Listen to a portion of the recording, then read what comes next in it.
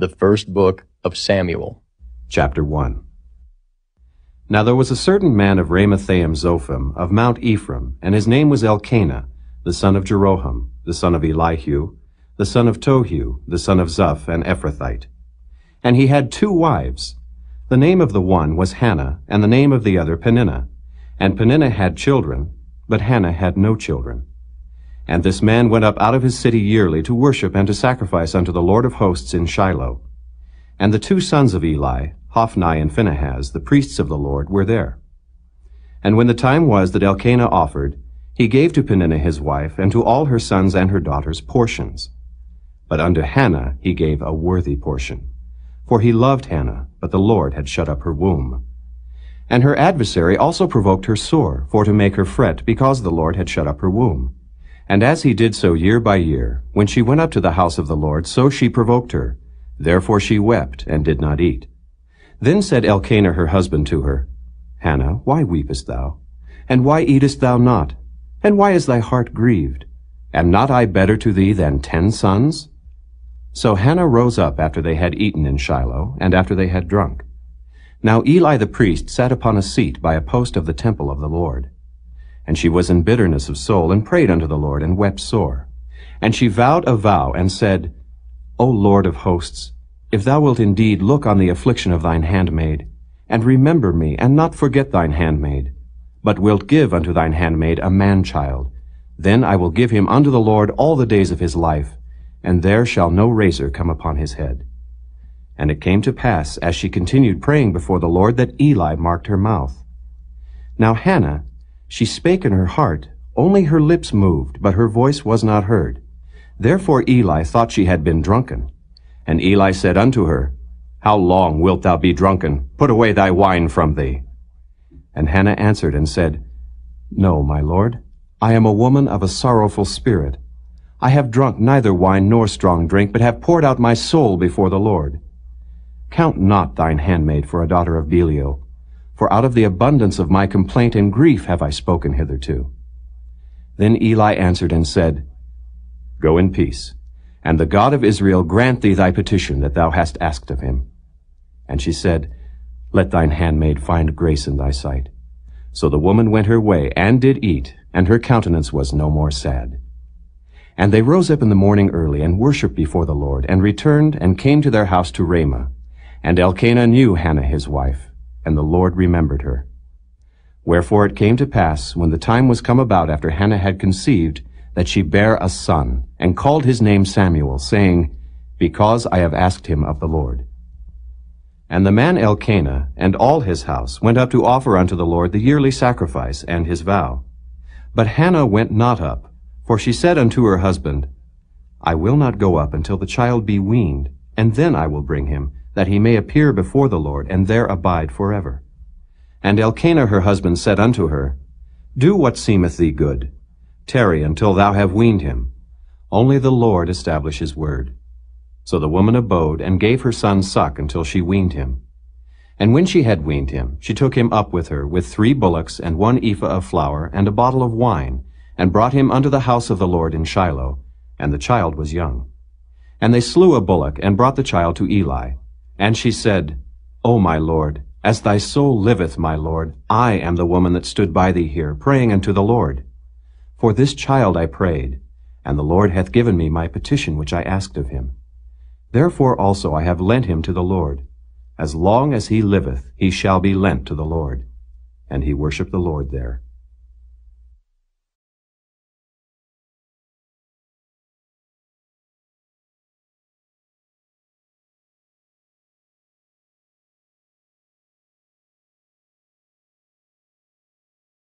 Chapter 2. And Hannah prayed and said, My heart rejoiceth in the Lord. Mine horn is exalted in the Lord. My mouth is enlarged over mine enemies, because I rejoice in thy salvation. There is none holy as the Lord, for there is none beside thee. Neither is there any rock like our God. Talk no more so exceeding proudly. Let not arrogancy come out of your mouth. For the Lord is a God of knowledge, and by him actions are weighed. The bows of the mighty men are broken, and they that stumbled are girded with strength. They that were full have hired out themselves for bread, and they that were hungry ceased, so that the barren hath borne 7, and she that hath many children is waxed feeble. The Lord killeth and maketh alive. He bringeth down to the grave and bringeth up. The Lord maketh poor and maketh rich. He bringeth low and lifteth up. He raiseth up the poor out of the dust, and lifteth up the beggar from the dunghill, to set them among princes, and to make them inherit the throne of glory. For the pillars of the earth are the Lord's, and he hath set the world upon them. He will keep the feet of his saints, and the wicked shall be silent in darkness. For by strength shall no man prevail. The adversaries of the Lord shall be broken to pieces. Out of heaven shall he thunder upon them. The Lord shall judge the ends of the earth, and he shall give strength unto his king, and exalt the horn of his anointed. And Elkanah went to Ramah to his house. And the child did minister unto the Lord before Eli the priest. Now the sons of Eli were sons of Belial. They knew not the Lord. And the priest's custom with the people was, that when any man offered sacrifice, the priest's servant came, while the flesh was in seething, with a flesh hook of 3 teeth in his hand. And he struck it into the pan, or kettle, or cauldron, or pot. All that the flesh hook brought up the priest took for himself. So they did in Shiloh unto all the Israelites that came thither. Also before they burnt the fat, the priest's servant came and said to the man that sacrificed, Give flesh to roast for the priest, for he will not have sodden flesh of thee, but raw. And if any man said unto him, Let them not fail to burn the fat presently, and then take as much as thy soul desireth, then he would answer him, Nay, but thou shalt give it me now, and if not, I will take it by force. Wherefore the sin of the young men was very great before the Lord, for men abhorred the offering of the Lord. But Samuel ministered before the Lord, being a child, girded with a linen ephod. Moreover, his mother made him a little coat, and brought it to him from year to year when she came up with her husband to offer the yearly sacrifice. And Eli blessed Elkanah and his wife, and said, The Lord give thee seed of this woman for the loan which is lent to the Lord. And they went unto their own home. And the Lord visited Hannah, so that she conceived, and bare 3 sons and 2 daughters. And the child Samuel grew before the Lord. Now Eli was very old, and heard all that his sons did unto all Israel, and how they lay with the women that assembled at the door of the tabernacle of the congregation. And he said unto them, Why do ye such things? For I hear of your evil dealings by all this people. Nay, my sons, for it is no good report that I hear. Ye make the Lord's people to transgress. If one man sin against another, the judge shall judge him. But if a man sin against the Lord, who shall entreat for him? Notwithstanding, they hearkened not unto the voice of their father, because the Lord would slay them. And the child Samuel grew on, and was in favor both with the Lord and also with men. And there came a man of God unto Eli, and said unto him, Thus saith the Lord, Did I plainly appear unto the house of thy father, when they were in Egypt in Pharaoh's house? And did I choose him out of all the tribes of Israel to be my priest, to offer upon mine altar, to burn incense, to wear an ephod before me? And did I give unto the house of thy father all the offerings made by fire of the children of Israel? Wherefore kick ye at my sacrifice and at mine offering, which I have commanded in my habitation, and honorest thy sons above me, to make yourselves fat with the chiefest of all the offerings of Israel my people? Wherefore the Lord God of Israel saith, I said indeed that thy house, and the house of thy father should walk before me forever. But now the Lord saith, Be it far from me. For them that honor me I will honor, and they that despise me shall be lightly esteemed. Behold, the days come that I will cut off thine arm, and the arm of thy father's house, that there shall not be an old man in thine house. And thou shalt see an enemy in my habitation, in all the wealth which God shall give Israel, and there shall not be an old man in thine house forever. And the man of thine, whom I shall not cut off from mine altar, shall be to consume thine eyes, and to grieve thine heart. And all the increase of thine house shall die in the flower of their age. And this shall be a sign unto thee, that shall come upon thy 2 sons, on Hophni and Phinehas. In one day they shall die both of them. And I will raise me up a faithful priest, that shall do according to that which is in mine heart and in my mind. And I will build him a sure house, and he shall walk before mine anointed forever. And it shall come to pass, that every one that is left in thine house shall come and crouch to him for a piece of silver and a morsel of bread, and shall say, Put me, I pray thee, into one of the priest's offices, that I may eat a piece of bread.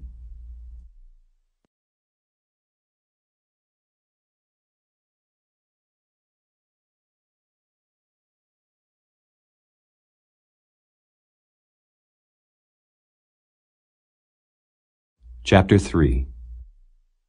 And the child Samuel ministered unto the Lord before Eli, and the word of the Lord was precious in those days. There was no open vision. And it came to pass at that time, when Eli was laid down in his place, and his eyes began to wax dim, that he could not see. And ere the lamp of God went out in the temple of the Lord, where the ark of God was, and Samuel was laid down to sleep, that the Lord called Samuel, and he answered, Here am I. And he ran unto Eli, and said, Here am I, for thou calledst me. And he said, I called not. Lie down again. And he went and lay down. And the Lord called yet again, Samuel. And Samuel arose, and went to Eli, and said, Here am I, for thou didst call me. And he answered, I called not, my son. Lie down again. Now Samuel did not yet know the Lord, neither was the word of the Lord yet revealed unto him. And the Lord called Samuel again the third time. And he arose and went to Eli and said, Here am I, for thou didst call me. And Eli perceived that the Lord had called the child. Therefore Eli said unto Samuel, Go, lie down, and it shall be, if he call thee, that thou shalt say, Speak, Lord, for thy servant heareth. So Samuel went and lay down in his place. And the Lord came and stood, and called as at other times, Samuel, Samuel. Then Samuel answered, Speak, for thy servant heareth. And the Lord said to Samuel, Behold, I will do a thing in Israel, at which both the ears of every one that heareth it shall tingle. In that day I will perform against Eli all things which I have spoken concerning his house. When I begin, I will also make an end. For I have told him that I will judge his house forever for the iniquity which he knoweth, because his sons made themselves vile, and he restrained them not. And therefore I have sworn unto the house of Eli, that the iniquity of Eli's house shall not be purged with sacrifice nor offering forever.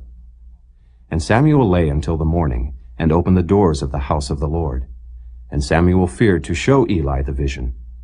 Then Eli called Samuel, and said, Samuel, my son. And he answered, Here am I. And he said, What is the thing that the Lord hath said unto thee? I pray thee, hide it not from me. God do so to thee, and more also, if thou hide anything from me of all the things that he said unto thee. And Samuel told him every whit, and hid nothing from him. And he said, It is the Lord. Let him do what seemeth him good. And Samuel grew, and the Lord was with him, and did let none of his words fall to the ground. And all Israel, from Dan even to Beersheba, knew that Samuel was established to be a prophet of the Lord. And the Lord appeared again in Shiloh, for the Lord revealed himself to Samuel in Shiloh by the word of the Lord.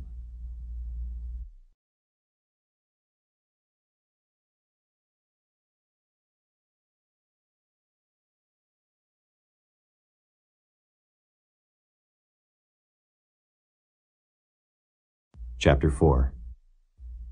And the word of Samuel came to all Israel.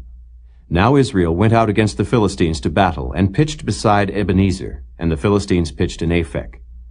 And the Philistines put themselves in array against Israel, and when they joined battle, Israel was smitten before the Philistines, and they slew of the army in the field about 4,000 men. And when the people were come into the camp, the elders of Israel said, Wherefore hath the Lord smitten us today before the Philistines? Let us fetch the ark of the covenant of the Lord out of Shiloh unto us, that when it cometh among us, it may save us out of the hand of our enemies.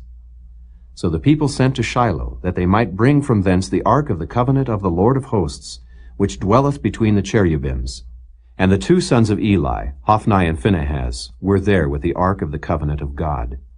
And when the ark of the covenant of the Lord came into the camp, all Israel shouted with a great shout, so that the earth rang again.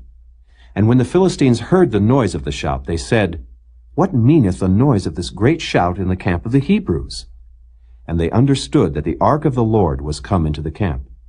And the Philistines were afraid, for they said, God is come into the camp. And they said, Woe unto us, for there hath not been such a thing heretofore. Woe unto us! Who shall deliver us out of the hand of these mighty gods? These are the gods that smote the Egyptians with all the plagues in the wilderness. Be strong, and quit yourselves like men, O ye Philistines, that ye be not servants unto the Hebrews, as they have been to you. Quit yourselves like men, and fight. And the Philistines fought, and Israel was smitten. And they fled every man into his tent. And there was a very great slaughter, for there fell of Israel 30,000 footmen. And the ark of God was taken, and the two sons of Eli, Hophni and Phinehas, were slain. And there ran a man of Benjamin out of the army, and came to Shiloh the same day with his clothes rent, and with earth upon his head. And when he came, lo, Eli sat upon a seat by the wayside watching, for his heart trembled for the ark of God. And when the man came into the city and told it, all the city cried out. And when Eli heard the noise of the crying, he said, What meaneth the noise of this tumult? And the man came in hastily and told Eli. Now Eli was 98 years old, and his eyes were dim that he could not see. And the man said unto Eli, I am he that came out of the army, and I fled today out of the army. And he said, What is there done, my son? And the messenger answered and said, Israel is fled before the Philistines, and there hath been also a great slaughter among the people. And thy two sons also, Hophni and Phinehas, are dead, and the ark of God is taken. And it came to pass, when he made mention of the ark of God, that he fell from off the seat backward by the side of the gate, and his neck brake, and he died. For he was an old man and heavy, and he had judged Israel 40 years. And his daughter-in-law, Phinehas's wife, was with child, near to be delivered. And when she heard the tidings that the ark of God was taken, and that her father-in-law and her husband were dead, she bowed herself and travailed, for her pains came upon her. And about the time of her death, the women that stood by her said unto her, Fear not, for thou hast borne a son. But she answered not, neither did she regard it. And she named the child Ichabod, saying, The glory is departed from Israel, because the ark of God was taken, and because of her father-in-law and her husband. And she said, The glory is departed from Israel, for the ark of God is taken.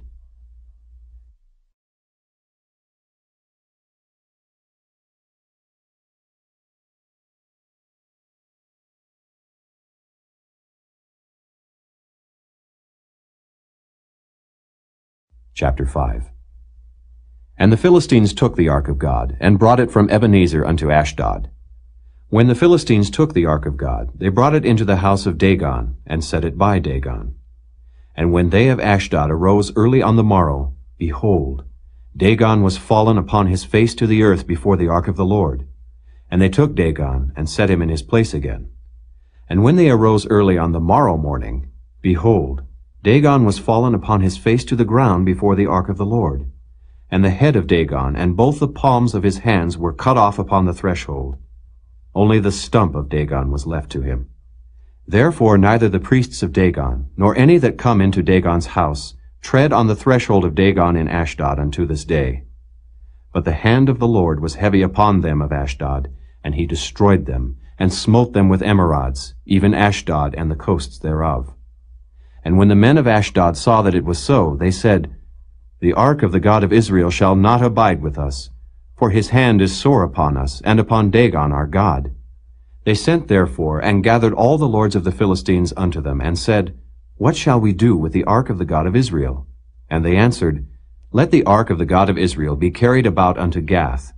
And they carried the ark of the God of Israel about thither. And it was so that, after they had carried it about, the hand of the Lord was against the city with a very great destruction. And he smote the men of the city, both small and great, and they had emerods in their secret parts.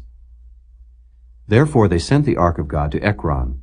And it came to pass, as the ark of God came to Ekron, that the Ekronites cried out, saying, They have brought about the ark of the God of Israel to us, to slay us and our people. So they sent and gathered together all the lords of the Philistines, and said, Send away the ark of the God of Israel, and let it go again to his own place, that it slay us not and our people.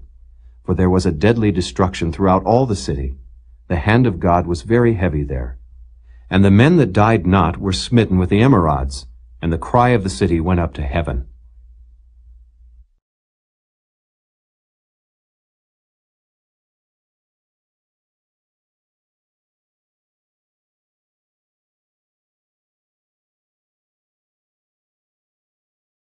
Chapter 6. And the ark of the Lord was in the country of the Philistines 7 months. And the Philistines called for the priests and the diviners, saying, What shall we do to the ark of the Lord? Tell us wherewith we shall send it to his place. And they said, If ye send away the ark of the God of Israel, send it not empty, but in any wise return him a trespass offering. Then ye shall be healed, and it shall be known to you why his hand is not removed from you. Then said they, What shall be the trespass offering which we shall return to him? They answered, 5 golden emerods, and 5 golden mice, according to the number of the lords of the Philistines. For 1 plague was on you all, and on your lords. Wherefore ye shall make images of your emerods, and images of your mice that mar the land. And ye shall give glory unto the God of Israel. Peradventure he will lighten his hand from off you, and from off your gods, and from off your land. Wherefore then do ye harden your hearts, as the Egyptians and Pharaoh hardened their hearts? When he had wrought wonderfully among them, did they not let the people go, and they departed? Now therefore make a new cart, and take 2 milch kine, on which there hath come no yoke, and tie the kine to the cart, and bring their calves home from them. And take the ark of the Lord, and lay it upon the cart, and put the jewels of gold, which ye return him for a trespass offering, in a coffer by the side thereof, and send it away, that it may go. And see, if it goeth up by the way of his own coast to Bethshemesh, then he hath done us this great evil. But if not, then we shall know that it is not his hand that smote us. It was a chance that happened to us. And the men did so, and took 2 milch kine, and tied them to the cart, and shut up their calves at home. And they laid the ark of the Lord upon the cart, and the coffer with the mice of gold and the images of their emerods. And the kine took the straight way to the way of Bethshemesh, and went along the highway, lowing as they went, and turned not aside to the right hand or to the left. And the lords of the Philistines went after them unto the border of Bethshemesh. And they of Bethshemesh were reaping their wheat harvest in the valley. And they lifted up their eyes, and saw the ark, and rejoiced to see it. And the cart came into the field of Joshua, a Bethshemite, and stood there, where there was a great stone. And they clave the wood of the cart, and offered the kine a burnt offering unto the Lord. And the Levites took down the ark of the Lord, and the coffer that was with it, wherein the jewels of gold were, and put them on the great stone. And the men of Bethshemesh offered burnt offerings, and sacrificed sacrifices the same day unto the Lord. And when the 5 lords of the Philistines had seen it, they returned to Ekron the same day. And these are the golden emerods which the Philistines returned for a trespass offering unto the Lord. For Ashdod 1, for Gaza 1, for Askelon 1, for Gath 1, for Ekron 1. And the golden mice, according to the number of all the cities of the Philistines belonging to the 5 lords, both of fenced cities and of country villages, even unto the great stone of Abel, whereon they set down the ark of the Lord, which stone remaineth unto this day in the field of Joshua the Bethshemite. And he smote the men of Bethshemesh, because they had looked into the ark of the Lord. Even he smote of the people 50,060 men. And the people lamented, because the Lord had smitten many of the people with a great slaughter. And the men of Bethshemesh said, Who is able to stand before this holy Lord God? And to whom shall he go up from us? And they sent messengers to the inhabitants of Kirjath-jearim, saying, The Philistines have brought again the ark of the Lord. Come ye down, and fetch it up to you.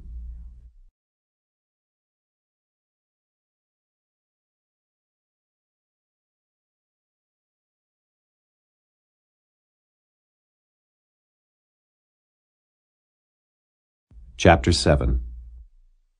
And the men of Kirjath-jearim came, and fetched up the ark of the Lord, and brought it into the house of Abinadab in the hill, and sanctified Eleazar his son to keep the ark of the Lord. And it came to pass, while the ark abode in Kirjath-jearim, that the time was long, for it was 20 years, and all the house of Israel lamented after the Lord. And Samuel spake unto all the house of Israel, saying, If ye do return unto the Lord with all your hearts, then put away the strange gods and Ashtaroth from among you, and prepare your hearts unto the Lord, and serve him only, and he will deliver you out of the hand of the Philistines. Then the children of Israel did put away Baalim and Ashtaroth, and served the Lord only. And Samuel said, Gather all Israel to Mizpeh, and I will pray for you unto the Lord. And they gathered together to Mizpeh, and drew water, and poured it out before the Lord, and fasted on that day, and said there, We have sinned against the Lord. And Samuel judged the children of Israel in Mizpeh. And when the Philistines heard that the children of Israel were gathered together to Mizpeh, the lords of the Philistines went up against Israel. And when the children of Israel heard it, they were afraid of the Philistines. And the children of Israel said to Samuel, Cease not to cry unto the Lord our God for us, that he will save us out of the hand of the Philistines. And Samuel took a sucking lamb, and offered it for a burnt offering holy unto the Lord. And Samuel cried unto the Lord for Israel, and the Lord heard him. And as Samuel was offering up the burnt offering, the Philistines drew near to battle against Israel. But the Lord thundered with a great thunder on that day upon the Philistines, and discomfited them, and they were smitten before Israel. And the men of Israel went out of Mizpeh, and pursued the Philistines, and smote them, until they came under Beth-kar. Then Samuel took a stone, and set it between Mizpeh and Shen, and called the name of it Ebenezer, saying, Hitherto hath the Lord helped us. So the Philistines were subdued, and they came no more into the coast of Israel. And the hand of the Lord was against the Philistines all the days of Samuel. And the cities which the Philistines had taken from Israel were restored to Israel, from Ekron even unto Gath. And the coasts thereof did Israel deliver out of the hands of the Philistines, and there was peace between Israel and the Amorites. And Samuel judged Israel all the days of his life. And he went from year to year in circuit to Bethel, and Gilgal, and Mizpeh, and judged Israel in all those places. And his return was to Ramah, for there was his house, and there he judged Israel, and there he built an altar unto the Lord.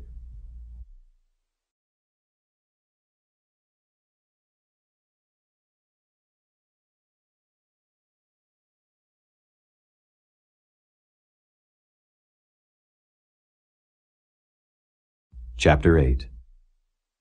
And it came to pass, when Samuel was old, that he made his sons judges over Israel. Now the name of his firstborn was Joel, and the name of his second Abiah. They were judges in Beersheba.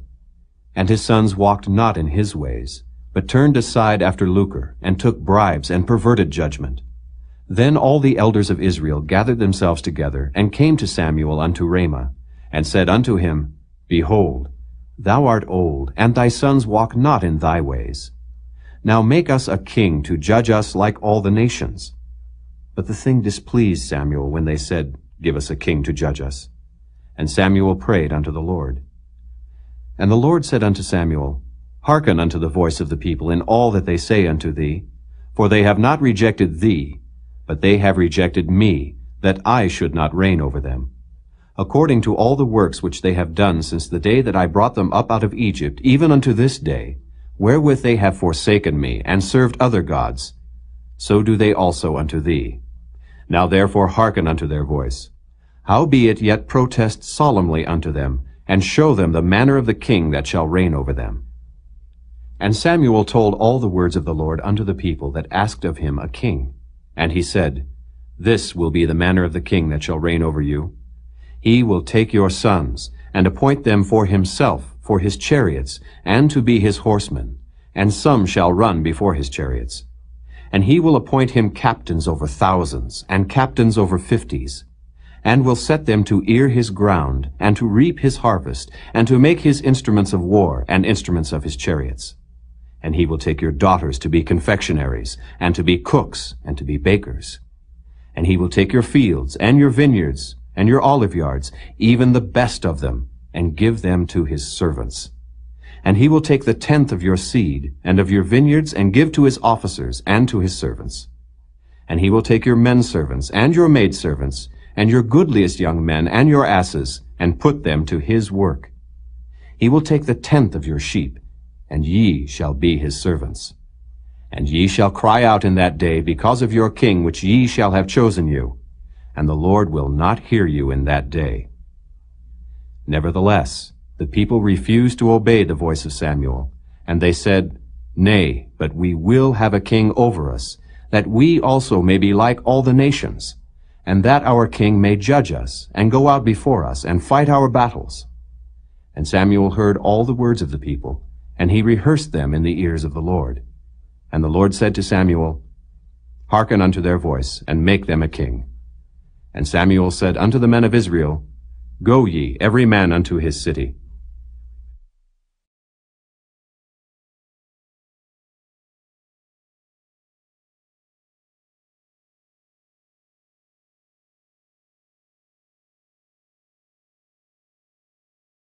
Chapter 9. Now there was a man of Benjamin, whose name was Kish, the son of Abiel, the son of Zeror, the son of Bechorath, the son of Aphiah, a Benjamite, a mighty man of power. And he had a son, whose name was Saul, a choice young man, and a goodly. And there was not among the children of Israel a goodlier person than he. From his shoulders and upward he was higher than any of the people. And the asses of Kish, Saul's father, were lost. And Kish said to Saul his son, Take now one of the servants with thee, and arise, go seek the asses. And he passed through Mount Ephraim, and passed through the land of Shalisha, but they found them not. Then they passed through the land of Shalim, and there they were not. And he passed through the land of the Benjamites, but they found them not. And when they were come to the land of Zuph, Saul said to his servant that was with him, Come, and let us return, lest my father leave caring for the asses, and take thought for us. And he said unto him, Behold now, there is in this city a man of God, and he is an honorable man. All that he saith cometh surely to pass. Now let us go thither. Peradventure he can show us our way that we should go. Then said Saul to his servant, But behold, if we go, what shall we bring the man? For the bread is spent in our vessels, and there is not a present to bring to the man of God. What have we? And the servant answered Saul again, and said, Behold, I have here at hand the 4th part of a shekel of silver. That will I give to the man of God, to tell us our way. Beforetime in Israel, when a man went to inquire of God, thus he spake, Come, and let us go to the seer. For he that is now called a prophet was beforetime called a seer. Then said Saul to his servant, Well said. Come, let us go. So they went unto the city where the man of God was. And as they went up the hill to the city, they found young maidens going out to draw water, and said unto them, Is the seer here? And they answered them, and said, He is. Behold, he is before you. Make haste now, for he came today to the city. For there is a sacrifice of the people today in the high place. As soon as ye be come into the city, ye shall straightway find him before he go up to the high place to eat. For the people will not eat until he come, because he doth bless the sacrifice. And afterwards they eat that be bidden. Now therefore get you up, for about this time ye shall find him. And they went up into the city. And when they were come into the city, behold, Samuel came out against them, for to go up to the high place. Now the Lord had told Samuel in his ear a day before Saul came, saying, Tomorrow about this time I will send thee a man out of the land of Benjamin, and thou shalt anoint him to be captain over my people Israel, that he may save my people out of the hand of the Philistines. For I have looked upon my people, because their cry is come unto me. And when Samuel saw Saul, the Lord said unto him, Behold the man whom I spake to thee of. This same shall reign over my people. Then Saul drew near to Samuel in the gate, and said, Tell me, I pray thee, where the seer's house is. And Samuel answered Saul, and said, I am the seer. Go up before me unto the high place, for ye shall eat with me today, and tomorrow I will let thee go, and will tell thee all that is in thine heart. And as for thine asses that were lost 3 days ago, set not thy mind on them, for they are found. And on whom is all the desire of Israel? Is it not on thee, and on all thy father's house? And Saul answered and said, Am not I a Benjamite of the smallest of the tribes of Israel, and my family the least of all the families of the tribe of Benjamin? Wherefore then speakest thou so to me? And Samuel took Saul and his servant, and brought them into the parlor, and made them sit in the chiefest place among them that were bidden, which were about 30 persons. And Samuel said unto the cook, Bring the portion which I gave thee, of which I said unto thee, Set it by thee. And the cook took up the shoulder, and that which was upon it, and set it before Saul. And Samuel said, Behold that which is left. Set it before thee, and eat. For unto this time hath it been kept for thee, since I said, I have invited the people. So Saul did eat with Samuel that day. And when they were come down from the high place into the city, Samuel communed with Saul upon the top of the house. And they arose early, and it came to pass about the spring of the day, that Samuel called Saul to the top of the house, saying, Up, that I may send thee away. And Saul arose, and they went out both of them, he and Samuel, abroad. And as they were going down to the end of the city, Samuel said to Saul, Bid the servant pass on before us. And he passed on. But stand thou still a while, that I may show thee the word of God.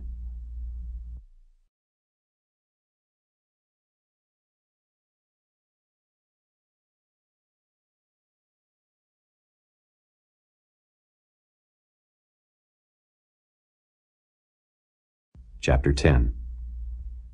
Then Samuel took a vial of oil, and poured it upon his head, and kissed him, and said, Is it not because the Lord hath anointed thee to be captain over his inheritance?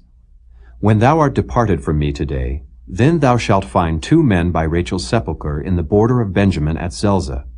And they will say unto thee, The asses which thou wentest to seek are found. And lo, thy father hath left the care of the asses, and sorroweth for you, saying, What shall I do for my son? Then shalt thou go on forward from thence, and thou shalt come to the plain of Tabor, and there shall meet thee 3 men going up to God to Bethel, one carrying 3 kids, and another carrying 3 loaves of bread, and another carrying a bottle of wine. And they will salute thee, and give thee 2 loaves of bread, which thou shalt receive of their hands. After that thou shalt come to the hill of God, where is the garrison of the Philistines. And it shall come to pass, when thou art come thither to the city, that thou shalt meet a company of prophets coming down from the high place with a psaltery, and a tabret, and a pipe, and a harp before them, and they shall prophesy. And the Spirit of the Lord will come upon thee, and thou shalt prophesy with them, and shalt be turned into another man. And let it be, when these signs are come unto thee, that thou do as occasion serve thee, for God is with thee. And thou shalt go down before me to Gilgal, and behold, I will come down unto thee, to offer burnt offerings, and to sacrifice sacrifices of peace offerings. 7 days shalt thou tarry, till I come to thee, and show thee what thou shalt do.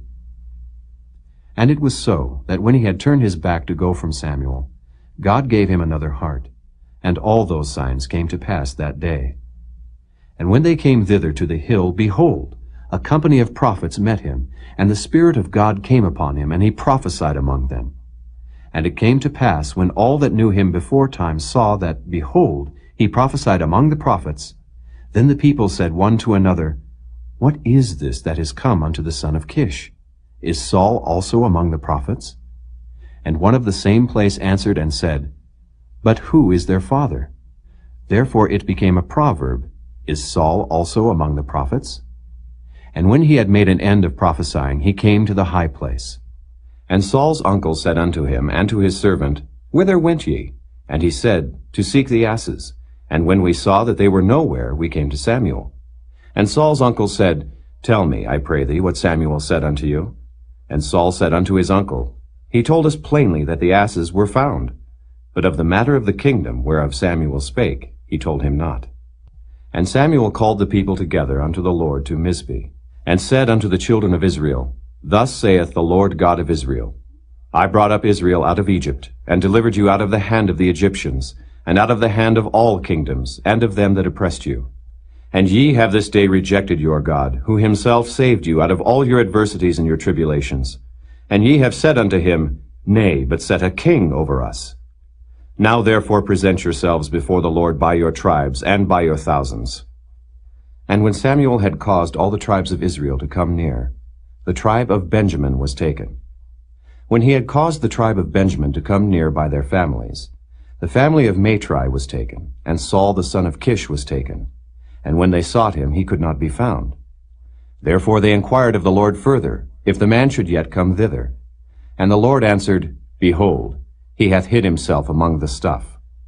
And they ran and fetched him thence. And when he stood among the people, he was higher than any of the people from his shoulders and upward. And Samuel said to all the people, See ye him whom the Lord hath chosen, that there is none like him among all the people? And all the people shouted and said, God save the king. Then Samuel told the people the manner of the kingdom, and wrote it in a book, and laid it up before the Lord. And Samuel sent all the people away, every man to his house. And Saul also went home to Gibeah, and there went with him a band of men, whose hearts God had touched. But the children of Belial said, How shall this man save us? And they despised him, and brought him no presents. But he held his peace.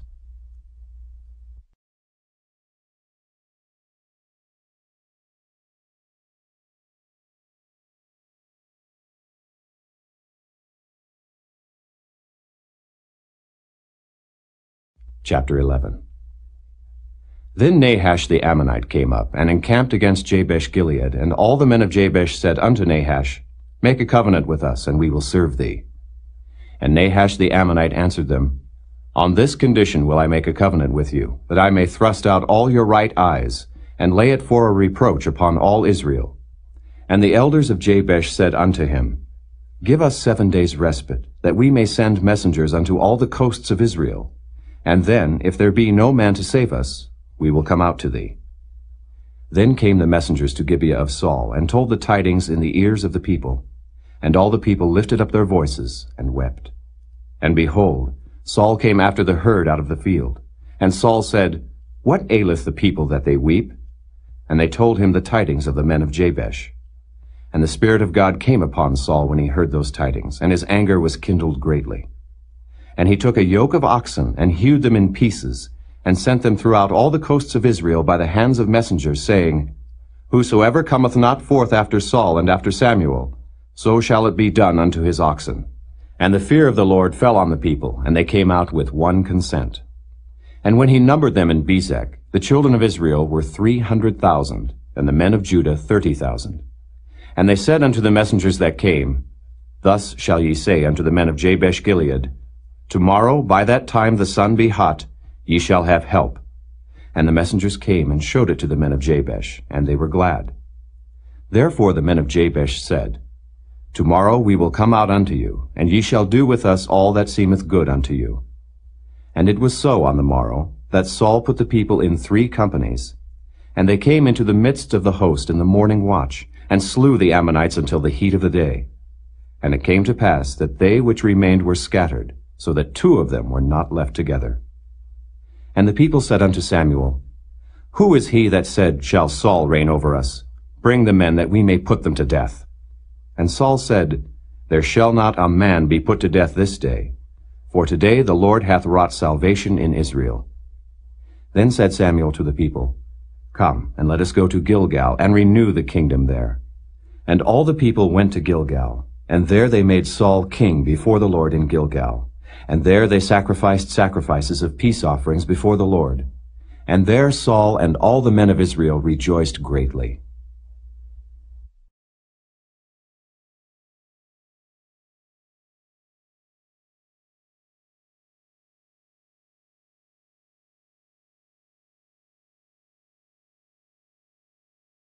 Chapter 12.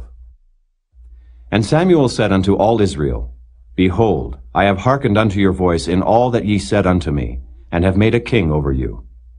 And now, behold, the king walketh before you, and I am old and gray-headed. And behold, my sons are with you, and I have walked before you from my childhood unto this day. Behold, here I am. Witness against me before the Lord and before his anointed. Whose ox have I taken? Or whose ass have I taken? Or whom have I defrauded? Whom have I oppressed? Or of whose hand have I received any bribe to blind mine eyes therewith? And I will restore it you. And they said, Thou hast not defrauded us, nor oppressed us, neither hast thou taken aught of any man's hand. And he said unto them, The Lord is witness against you, and his anointed is witness this day, that ye have not found aught in my hand. And they answered, He is witness. And Samuel said unto the people, It is the Lord that advanced Moses and Aaron, and that brought your fathers up out of the land of Egypt.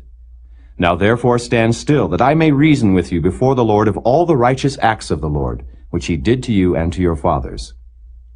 When Jacob was come into Egypt, and your fathers cried unto the Lord, then the Lord sent Moses and Aaron, which brought forth your fathers out of Egypt, and made them dwell in this place. And when they forgat the Lord their God, he sold them into the hand of Sisera, captain of the host of Hazor, and into the hand of the Philistines, and into the hand of the king of Moab, and they fought against them. And they cried unto the Lord, and said, We have sinned, because we have forsaken the Lord, and have served Baalim and Ashtaroth. But now deliver us out of the hand of our enemies, and we will serve thee. And the Lord sent Jerubbaal, and Bedan, and Jephthah, and Samuel, and delivered you out of the hand of your enemies on every side, and ye dwelled safe. And when ye saw that Nahash, the king of the children of Ammon, came against you, ye said unto me, Nay, but a king shall reign over us, when the Lord your God was your king. Now therefore behold the king whom ye have chosen, and whom ye have desired. And behold, the Lord hath set a king over you. If ye will fear the Lord, and serve him, and obey his voice, and not rebel against the commandment of the Lord, then shall both ye and also the king that reigneth over you continue following the Lord your God. But if ye will not obey the voice of the Lord, but rebel against the commandment of the Lord, then shall the hand of the Lord be against you, as it was against your fathers. Now therefore stand and see this great thing which the Lord will do before your eyes. Is it not wheat harvest today? I will call unto the Lord, and he shall send thunder and rain, that ye may perceive and see that your wickedness is great, which ye have done in the sight of the Lord in asking you a king. So Samuel called unto the Lord, and the Lord sent thunder and rain that day, and all the people greatly feared the Lord and Samuel. And all the people said unto Samuel, Pray for thy servants unto the Lord thy God, that we die not, for we have added unto all our sins this evil, to ask us a king. And Samuel said unto the people, Fear not, ye have done all this wickedness. Yet turn not aside from following the Lord, but serve the Lord with all your heart. And turn ye not aside, for then should ye go after vain things, which cannot profit nor deliver, for they are vain. For the Lord will not forsake his people for his great name's sake, because it hath pleased the Lord to make you his people. Moreover, as for me, God forbid that I should sin against the Lord in ceasing to pray for you. But I will teach you the good and the right way. Only fear the Lord, and serve him in truth with all your heart, for consider how great things he hath done for you. But if ye shall still do wickedly, ye shall be consumed, both ye and your king.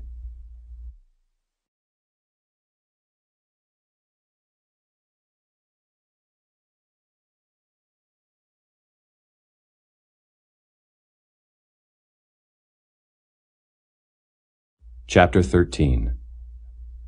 Saul reigned 1 year, and when he had reigned 2 years over Israel, Saul chose him 3,000 men of Israel, whereof 2,000 were with Saul in Michmash and in Mount Bethel, and 1,000 were with Jonathan in Gibeah of Benjamin. And the rest of the people he sent every man to his tent. And Jonathan smote the garrison of the Philistines that was in Geba, and the Philistines heard of it. And Saul blew the trumpet throughout all the land, saying, Let the Hebrews hear. And all Israel heard say that Saul had smitten a garrison of the Philistines, and that Israel also was had in abomination with the Philistines. And the people were called together after Saul to Gilgal. And the Philistines gathered themselves together to fight with Israel, 30,000 chariots, and 6,000 horsemen, and people as the sand which is on the seashore in multitude. And they came up, and pitched in Michmash, eastward from Bethaven. When the men of Israel saw that they were in a strait, for the people were distressed, then the people did hide themselves in caves, and in thickets, and in rocks, and in high places, and in pits. And some of the Hebrews went over Jordan to the land of Gad and Gilead. As for Saul, he was yet in Gilgal, and all the people followed him, trembling. And he tarried 7 days, according to the set time that Samuel had appointed. But Samuel came not to Gilgal, and the people were scattered from him. And Saul said, Bring hither a burnt offering to me, and peace offerings. And he offered the burnt offering. And it came to pass that as soon as he had made an end of offering the burnt offering, behold, Samuel came. And Saul went out to meet him, that he might salute him. And Samuel said, What hast thou done? And Saul said, Because I saw that the people were scattered from me, and that thou camest not within the days appointed, and that the Philistines gathered themselves together at Michmash. Therefore said I, The Philistines will come down now upon me to Gilgal, and I have not made supplication unto the Lord. I forced myself therefore, and offered a burnt offering. And Samuel said to Saul, Thou hast done foolishly. thou hast not kept the commandment of the Lord thy God, which he commanded thee. For now would the Lord have established thy kingdom upon Israel forever. But now thy kingdom shall not continue. The Lord hath sought him a man after his own heart, and the Lord hath commanded him to be captain over his people, because thou hast not kept that which the Lord commanded thee. And Samuel arose, and gat him up from Gilgal unto Gibeah of Benjamin. And Saul numbered the people that were present with him, about 600 men. And Saul and Jonathan his son, and the people that were present with them, abode in Gibeah of Benjamin, but the Philistines encamped in Michmash. And the spoilers came out of the camp of the Philistines in 3 companies. One company turned unto the way that leadeth to Ophrah, unto the land of Shual. And another company turned the way to Beth-horon. And another company turned to the way of the border that looketh to the valley of Zeboam toward the wilderness. Now there was no smith found throughout all the land of Israel, for the Philistines said, lest the Hebrews make them swords or spears. But all the Israelites went down to the Philistines, to sharpen every man his share, and his coulter, and his axe, and his mattock. Yet they had a file for the mattocks, and for the coulters, and for the forks, and for the axes, and to sharpen the goads. So it came to pass in the day of battle, that there was neither sword nor spear found in the hand of any of the people that were with Saul and Jonathan. But with Saul and with Jonathan his son was there found. And the garrison of the Philistines went out to the passage of Michmash.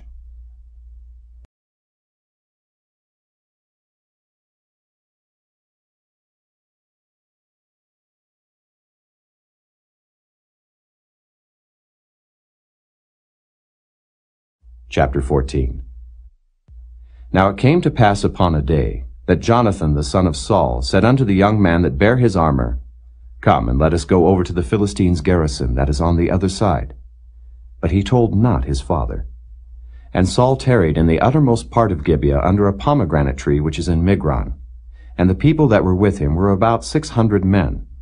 And Ahiah, the son of Ahitub, Ichabod's brother, the son of Phinehas, the son of Eli, the Lord's priest in Shiloh, wearing an ephod. And the people knew not that Jonathan was gone. And between the passages by which Jonathan sought to go over unto the Philistines' garrison, there was a sharp rock on the one side, and a sharp rock on the other side. And the name of the one was Bozez, and the name of the other Seni. The forefront of the one was situate northward over against Michmash, and the other southward over against Gibeah. And Jonathan said to the young man that bare his armor, Come, and let us go over unto the garrison of these uncircumcised. It may be that the Lord will work for us, for there is no restraint to the Lord to save by many or by few. And his armor-bearer said unto him, Do all that is in thine heart. Turn thee. Behold, I am with thee according to thy heart. Then said Jonathan, Behold, we will pass over unto these men, and we will discover ourselves unto them. If they say thus unto us, Tarry until we come to you, then we will stand still in our place, and will not go up unto them. But if they say thus, Come up unto us, then we will go up, for the Lord hath delivered them into our hand, and this shall be a sign unto us. And both of them discovered themselves unto the garrison of the Philistines. And the Philistines said, Behold, the Hebrews come forth out of the holes where they had hid themselves. And the men of the garrison answered Jonathan and his armor-bearer, and said, Come up to us, and we will show you a thing. And Jonathan said unto his armor-bearer, Come up after me, for the Lord hath delivered them into the hand of Israel. And Jonathan climbed up upon his hands and upon his feet, and his armor-bearer after him. And they fell before Jonathan, and his armor-bearer slew after him. And that first slaughter which Jonathan and his armor-bearer made was about 20 men, within as it were an half acre of land, which a yoke of oxen might plow. And there was trembling in the host, in the field, and among all the people. The garrison and the spoilers, they also trembled, and the earth quaked. So it was a very great trembling. And the watchmen of Saul in Gibeah of Benjamin looked, and behold, the multitude melted away, and they went on beating down one another. Then said Saul unto the people that were with him, Number now, and see who is gone from us. And when they had numbered, behold, Jonathan and his armor-bearer were not there. And Saul said unto Ahiah, Bring hither the ark of God. For the ark of God was at that time with the children of Israel. And it came to pass, while Saul talked unto the priest, that the noise that was in the host of the Philistines went on and increased. And Saul said unto the priest, Withdraw thine hand. And Saul and all the people that were with him assembled themselves, and they came to the battle. And behold, every man's sword was against his fellow, and there was a very great discomfiture. Moreover, the Hebrews that were with the Philistines before that time, which went up with them into the camp from the country round about, even they also turned to be with the Israelites that were with Saul and Jonathan. Likewise all the men of Israel which had hid themselves in Mount Ephraim, when they heard that the Philistines fled, even they also followed hard after them in the battle. So the Lord saved Israel that day, and the battle passed over unto Bethaven. And the men of Israel were distressed that day, for Saul had adjured the people, saying, Cursed be the man that eateth any food until evening, that I may be avenged on mine enemies. So none of the people tasted any food. And all they of the land came to a wood, and there was honey upon the ground. And when the people were come into the wood, behold, the honey dropped. But no man put his hand to his mouth, for the people feared the oath. But Jonathan heard not when his father charged the people with the oath. Wherefore he put forth the end of the rod that was in his hand, and dipped it in an honeycomb, and put his hand to his mouth, and his eyes were enlightened. Then answered one of the people, and said, Thy father straitly charged the people with an oath, saying, Cursed be the man that eateth any food this day. And the people were faint. Then said Jonathan, My father hath troubled the land. See, I pray you, how mine eyes have been enlightened, because I tasted a little of this honey. How much more, if haply the people had eaten freely today of the spoil of their enemies which they found? For had there not been now a much greater slaughter among the Philistines? And they smote the Philistines that day from Michmash to Ajalon, and the people were very faint. And the people flew upon the spoil, and took sheep and oxen and calves, and slew them on the ground, and the people did eat them with the blood. Then they told Saul, saying, Behold, the people sin against the Lord, in that they eat with the blood. And he said, Ye have transgressed. Roll a great stone unto me this day. And Saul said, Disperse yourselves among the people, and say unto them, Bring me hither every man his ox, and every man his sheep, and slay them here and eat, and sin not against the Lord in eating with the blood. And all the people brought every man his ox with him that night, and slew them there. And Saul built an altar unto the Lord. The same was the first altar that he built unto the Lord. And Saul said, Let us go down after the Philistines by night, and spoil them until the morning light, and let us not leave a man of them. And they said, Do whatsoever seemeth good unto thee. Then said the priest, Let us draw near hither unto God. And Saul asked counsel of God, Shall I go down after the Philistines? Wilt thou deliver them into the hand of Israel? But he answered him not that day. And Saul said, Draw ye near hither all the chief of the people, and know and see wherein this sin hath been this day. For as the Lord liveth, which saveth Israel, though it be in Jonathan my son, he shall surely die. But there was not a man among all the people that answered him. Then said he unto all Israel, Be ye on one side, and I and Jonathan my son will be on the other side. And the people said unto Saul, Do what seemeth good unto thee. Therefore Saul said unto the Lord God of Israel, Give a perfect lot. And Saul and Jonathan were taken, but the people escaped. And Saul said, Cast lots between me and Jonathan my son. And Jonathan was taken. Then Saul said to Jonathan, Tell me what thou hast done. And Jonathan told him, and said, I did but taste a little honey with the end of the rod that was in mine hand, and lo, I must die. And Saul answered, God do so, and more also, for thou shalt surely die, Jonathan. And the people said unto Saul, Shall Jonathan die, who hath wrought this great salvation in Israel? God forbid. As the Lord liveth, there shall not one hair of his head fall to the ground, for he hath wrought with God this day. So the people rescued Jonathan, that he died not. Then Saul went up from following the Philistines, and the Philistines went to their own place. So Saul took the kingdom over Israel, and fought against all his enemies on every side, against Moab, and against the children of Ammon, and against Edom, and against the kings of Zobah, and against the Philistines. And whithersoever he turned himself, he vexed them. And he gathered an host, and smote the Amalekites, and delivered Israel out of the hands of them that spoiled them. Now the sons of Saul were Jonathan, and Ishuai, and Melchishua. And the names of his 2 daughters were these: the name of the firstborn Merab, and the name of the younger Michal. And the name of Saul's wife was Ahinoam, the daughter of Ahimaaz. And the name of the captain of his host was Abner, the son of Ner, Saul's uncle. And Kish was the father of Saul. And Ner, the father of Abner, was the son of Abiel. And there was sore war against the Philistines all the days of Saul. And when Saul saw any strong man or any valiant man, he took him unto him.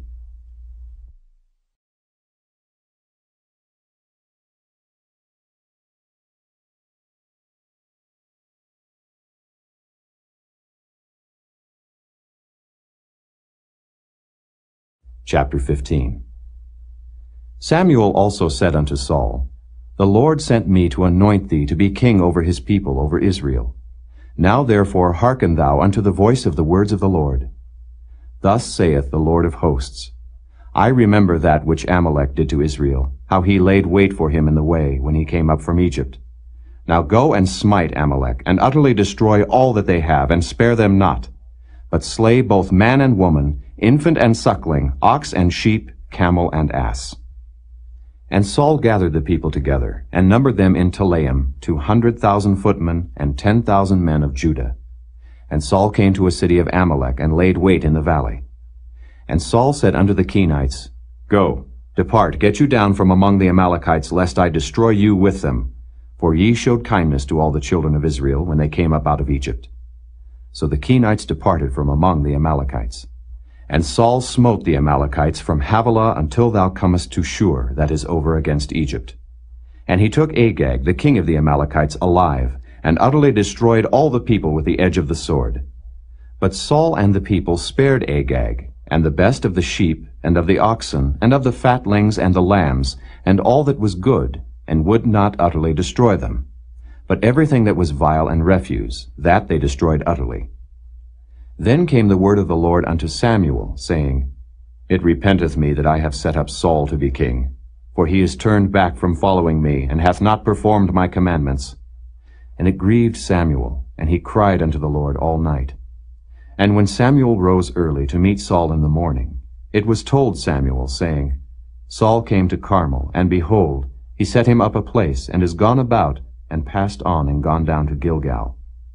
And Samuel came to Saul, and Saul said unto him, Blessed be thou of the Lord. I have performed the commandment of the Lord. And Samuel said, What meaneth then this bleating of the sheep in mine ears, and the lowing of the oxen which I hear? And Saul said, They have brought them from the Amalekites. For the people spared the best of the sheep and of the oxen to sacrifice unto the Lord thy God, and the rest we have utterly destroyed. Then Samuel said unto Saul, Stay, and I will tell thee what the Lord hath said to me this night. And he said unto him, Say on. And Samuel said, When thou wast little in thine own sight, wast thou not made the head of the tribes of Israel, and the Lord anointed thee king over Israel? And the Lord sent thee on a journey, and said, Go, and utterly destroy the sinners the Amalekites, and fight against them until they be consumed. Wherefore then didst thou not obey the voice of the Lord, but didst fly upon the spoil, and didst evil in the sight of the Lord? And Saul said unto Samuel, Yea, I have obeyed the voice of the Lord, and have gone the way which the Lord sent me, and have brought Agag the king of Amalek, and have utterly destroyed the Amalekites. But the people took of the spoil sheep and oxen, the chief of the things which should have been utterly destroyed, to sacrifice unto the Lord thy God in Gilgal. And Samuel said, Hath the Lord as great delight in burnt offerings and sacrifices as in obeying the voice of the Lord? Behold, to obey is better than sacrifice, and to hearken than the fat of rams. For rebellion is as the sin of witchcraft, and stubbornness is as iniquity and idolatry. Because thou hast rejected the word of the Lord, he hath also rejected thee from being king. And Saul said unto Samuel, I have sinned, for I have transgressed the commandment of the Lord and thy words, because I feared the people and obeyed their voice. Now therefore I pray thee, pardon my sin, and turn again with me, that I may worship the Lord. And Samuel said unto Saul, I will not return with thee, for thou hast rejected the word of the Lord, and the Lord hath rejected thee from being king over Israel. And as Samuel turned about to go away, he laid hold upon the skirt of his mantle, and it rent. And Samuel said unto him, The Lord hath rent the kingdom of Israel from thee this day, and hath given it to a neighbor of thine that is better than thou. And also the strength of Israel will not lie nor repent, for he is not a man that he should repent. Then he said, I have sinned. Yet honor me now, I pray thee, before the elders of my people, and before Israel, and turn again with me, that I may worship the Lord thy God. So Samuel turned again after Saul, and Saul worshipped the Lord. Then said Samuel, Bring ye hither to me Agag, the king of the Amalekites. And Agag came unto him delicately. And Agag said, Surely the bitterness of death is past. And Samuel said, As thy sword hath made women childless, so shall thy mother be childless among women. And Samuel hewed Agag in pieces before the Lord in Gilgal. Then Samuel went to Ramah, and Saul went up to his house to Gibeah of Saul. And Samuel came no more to see Saul until the day of his death. Nevertheless Samuel mourned for Saul, and the Lord repented that he had made Saul king over Israel.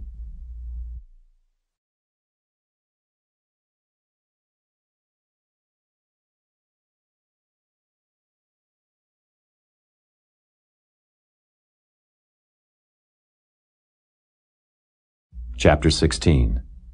And the Lord said unto Samuel, How long wilt thou mourn for Saul, seeing I have rejected him from reigning over Israel? Fill thine horn with oil, and go. I will send thee to Jesse the Bethlehemite, for I have provided me a king among his sons. And Samuel said, How can I go? If Saul hear it, he will kill me. And the Lord said, Take an heifer with thee, and say, I am come to sacrifice to the Lord. And call Jesse to the sacrifice, and I will show thee what thou shalt do. And thou shalt anoint unto me him whom I name unto thee. And Samuel did that which the Lord spake, and came to Bethlehem. And the elders of the town trembled at his coming, and said, Comest thou peaceably? And he said, Peaceably. I am come to sacrifice unto the Lord. Sanctify yourselves, and come with me to the sacrifice. And he sanctified Jesse and his sons, and called them to the sacrifice. And it came to pass, when they were come, that he looked on Eliab, and said, Surely the Lord's anointed is before him. But the Lord said unto Samuel, Look not on his countenance, or on the height of his stature, because I have refused him. For the Lord seeth not as man seeth. For man looketh on the outward appearance, but the Lord looketh on the heart. Then Jesse called Abinadab, and made him pass before Samuel. And he said, Neither hath the Lord chosen this. Then Jesse made Shammah to pass by, and he said, Neither hath the Lord chosen this. Again Jesse made 7 of his sons to pass before Samuel. And Samuel said unto Jesse, The Lord hath not chosen these. And Samuel said unto Jesse, Are here all thy children? And he said, There remaineth yet the youngest, and behold, he keepeth the sheep. And Samuel said unto Jesse, Send and fetch him, for we will not sit down till he come hither. And he sent, and brought him in. Now he was ruddy, and withal of a beautiful countenance, and goodly to look to. And the Lord said, Arise, anoint him, for this is he. Then Samuel took the horn of oil, and anointed him in the midst of his brethren. And the Spirit of the Lord came upon David from that day forward. So Samuel rose up, and went to Ramah. But the Spirit of the Lord departed from Saul, and an evil spirit from the Lord troubled him. And Saul's servants said unto him, Behold now, an evil spirit from God troubleth thee. Let our Lord now command thy servants, which are before thee, to seek out a man who is a cunning player on an harp. And it shall come to pass, when the evil spirit from God is upon thee, that he shall play with his hand, and thou shalt be well. And Saul said unto his servants, Provide me now a man that can play well, and bring him to me. Then answered one of the servants, and said, Behold, I have seen a son of Jesse the Bethlehemite, that is cunning in playing, and a mighty valiant man, and a man of war, and prudent in matters, and a comely person, and the Lord is with him. Wherefore Saul sent messengers unto Jesse, and said, Send me David thy son, which is with the sheep. And Jesse took an ass laden with bread, and a bottle of wine, and a kid, and sent them by David his son unto Saul. And David came to Saul, and stood before him. And he loved him greatly, and he became his armor-bearer. And Saul sent to Jesse, saying, Let David, I pray thee, stand before me, for he hath found favor in my sight. And it came to pass, when the evil spirit from God was upon Saul, that David took an harp and played with his hand. So Saul was refreshed, and was well, and the evil spirit departed from him.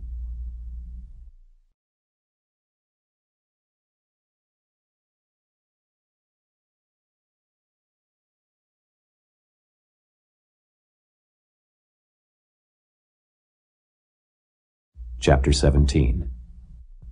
Now the Philistines gathered together their armies to battle, and were gathered together at Shochoh, which belongeth to Judah, and pitched between Shochoh and Azekah in Ephes-dammim. And Saul and the men of Israel were gathered together, and pitched by the valley of Elah, and set the battle in array against the Philistines. And the Philistines stood on a mountain on the one side, and Israel stood on a mountain on the other side, and there was a valley between them. And there went out a champion out of the camp of the Philistines, named Goliath of Gath, whose height was 6 cubits and a span. And he had an helmet of brass upon his head, and he was armed with a coat of mail, and the weight of the coat was 5,000 shekels of brass. And he had greaves of brass upon his legs, and a target of brass between his shoulders. And the staff of his spear was like a weaver's beam. And his spear's head weighed 600 shekels of iron, and one bearing a shield went before him. And he stood and cried unto the armies of Israel, and said unto them, Why are ye come out to set your battle in array? Am not I a Philistine, and ye servants to Saul? Choose you a man for you, and let him come down to me. If he be able to fight with me, and to kill me, then will we be your servants. But if I prevail against him, and kill him, then shall ye be our servants, and serve us. And the Philistines said, I defy the armies of Israel this day. Give me a man that we may fight together. When Saul and all Israel heard those words of the Philistine, they were dismayed and greatly afraid. Now David was the son of that Ephrathite of Bethlehem, Judah, whose name was Jesse, and he had 8 sons. And the man went among men for an old man in the days of Saul. And the 3 eldest sons of Jesse went and followed Saul to the battle. And the names of his 3 sons that went to the battle were Eliab the firstborn, and next unto him Abinadab, and the 3rd Shammah. And David was the youngest, and the 3 eldest followed Saul. But David went and returned from Saul to feed his father's sheep at Bethlehem. And the Philistine drew near morning and evening, and presented himself 40 days. And Jesse said unto David his son, Take now for thy brethren an ephah of this parched corn, and these 10 loaves, and run to the camp to thy brethren, and carry these 10 cheeses unto the captain of their 1,000, and look how thy brethren fare, and take their pledge. Now Saul and they, and all the men of Israel, were in the valley of Elah, fighting with the Philistines. And David rose up early in the morning, and left the sheep with the keeper, and took and went as Jesse had commanded him. And he came to the trench as the host was going forth to the fight, and shouted for the battle. For Israel and the Philistines had put the battle in array, army against army. And David left his carriage in the hand of the keeper of the carriage, and ran into the army, and came and saluted his brethren. And as he talked with them, behold, there came up the champion, the Philistine of Gath, Goliath by name, out of the armies of the Philistines, and spake according to the same words. And David heard them. And all the men of Israel, when they saw the man, fled from him, and were sore afraid. And the men of Israel said, Have ye seen this man that is come up? Surely to defy Israel is he come up. And it shall be that the man who killeth him, the king will enrich him with great riches, and will give him his daughter, and make his father's house free in Israel. And David spake to the man that stood by him, saying, What shall be done to the man that killeth this Philistine, and taketh away the reproach from Israel? For who is this uncircumcised Philistine, that he should defy the armies of the living God? And the people answered him after this manner, saying, So shall it be done to the man that killeth him. And Eliab his eldest brother heard when he spake unto the man. And Eliab's anger was kindled against David, and he said, Why camest thou down hither? And with whom hast thou left those few sheep in the wilderness? I know thy pride, and the naughtiness of thine heart. For thou art come down that thou mightest see the battle. And David said, What have I now done? Is there not a cause? And he turned from him toward another, and spake after the same manner. And the people answered him again after the former manner. And when the words were heard which David spake, they rehearsed them before Saul, and he sent for him. And David said to Saul, Let no man's heart fail because of him. Thy servant will go and fight with this Philistine. And Saul said to David, Thou art not able to go against this Philistine to fight with him, for thou art but a youth, and he a man of war from his youth. And David said unto Saul, Thy servant kept his father's sheep, and there came a lion and a bear, and took a lamb out of the flock. And I went out after him, and smote him, and delivered it out of his mouth. And when he arose against me, I caught him by his beard, and smote him, and slew him. Thy servant slew both the lion and the bear, and this uncircumcised Philistine shall be as one of them, seeing he hath defied the armies of the living God. David said moreover, The Lord that delivered me out of the paw of the lion, and out of the paw of the bear, he will deliver me out of the hand of this Philistine. And Saul said unto David, Go, and the Lord be with thee. And Saul armed David with his armor, and he put an helmet of brass upon his head. Also he armed him with a coat of mail. And David girded his sword upon his armor, and he essayed to go, for he had not proved it. And David said unto Saul, I cannot go with these, for I have not proved them. And David put them off him. And he took his staff in his hand, and chose him 5 smooth stones out of the brook, and put them in a shepherd's bag which he had, even in a scrip. And his sling was in his hand, and he drew near to the Philistine. And the Philistine came on, and drew near unto David, and the man that bare the shield went before him. And when the Philistine looked about, and saw David, he disdained him, for he was but a youth, and ruddy, and of a fair countenance. And the Philistine said unto David, Am I a dog, that thou comest to me with staves? And the Philistine cursed David by his gods. And the Philistine said to David, Come to me, and I will give thy flesh unto the fowls of the air, and to the beasts of the field. Then said David to the Philistine, Thou comest to me with a sword, and with a spear, and with a shield. But I come to thee in the name of the Lord of hosts, the God of the armies of Israel, whom thou hast defied. This day will the Lord deliver thee into mine hand, and I will smite thee, and take thine head from thee, and I will give the carcasses of the host of the Philistines this day unto the fowls of the air, and to the wild beasts of the earth, that all the earth may know that there is a God in Israel. And all this assembly shall know that the Lord saveth not with sword and spear, for the battle is the Lord's, and he will give you into our hands. And it came to pass, when the Philistine arose, and came and drew nigh to meet David, that David hasted and ran toward the army to meet the Philistine. And David put his hand in his bag, and took thence a stone, and slang it, and smote the Philistine in his forehead, that the stone sunk into his forehead, and he fell upon his face to the earth. So David prevailed over the Philistine with a sling and with a stone, and smote the Philistine, and slew him. But there was no sword in the hand of David. Therefore David ran, and stood upon the Philistine, and took his sword, and drew it out of the sheath thereof, and slew him, and cut off his head therewith. And when the Philistines saw their champion was dead, they fled. And the men of Israel and of Judah arose, and shouted, and pursued the Philistines, until thou come to the valley, and to the gates of Ekron. And the wounded of the Philistines fell down by the way to Shaaraim, even unto Gath, and unto Ekron.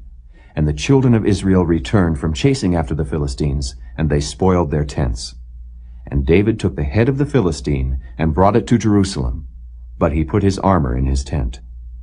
And when Saul saw David go forth against the Philistine, he said unto Abner, the captain of the host, Abner, whose son is this youth? And Abner said, As thy soul liveth, O king, I cannot tell. And the king said, Inquire thou whose son the stripling is. And as David returned from the slaughter of the Philistine, Abner took him, and brought him before Saul with the head of the Philistine in his hand. And Saul said to him, Whose son art thou, thou young man? And David answered, I am the son of thy servant Jesse, the Bethlehemite.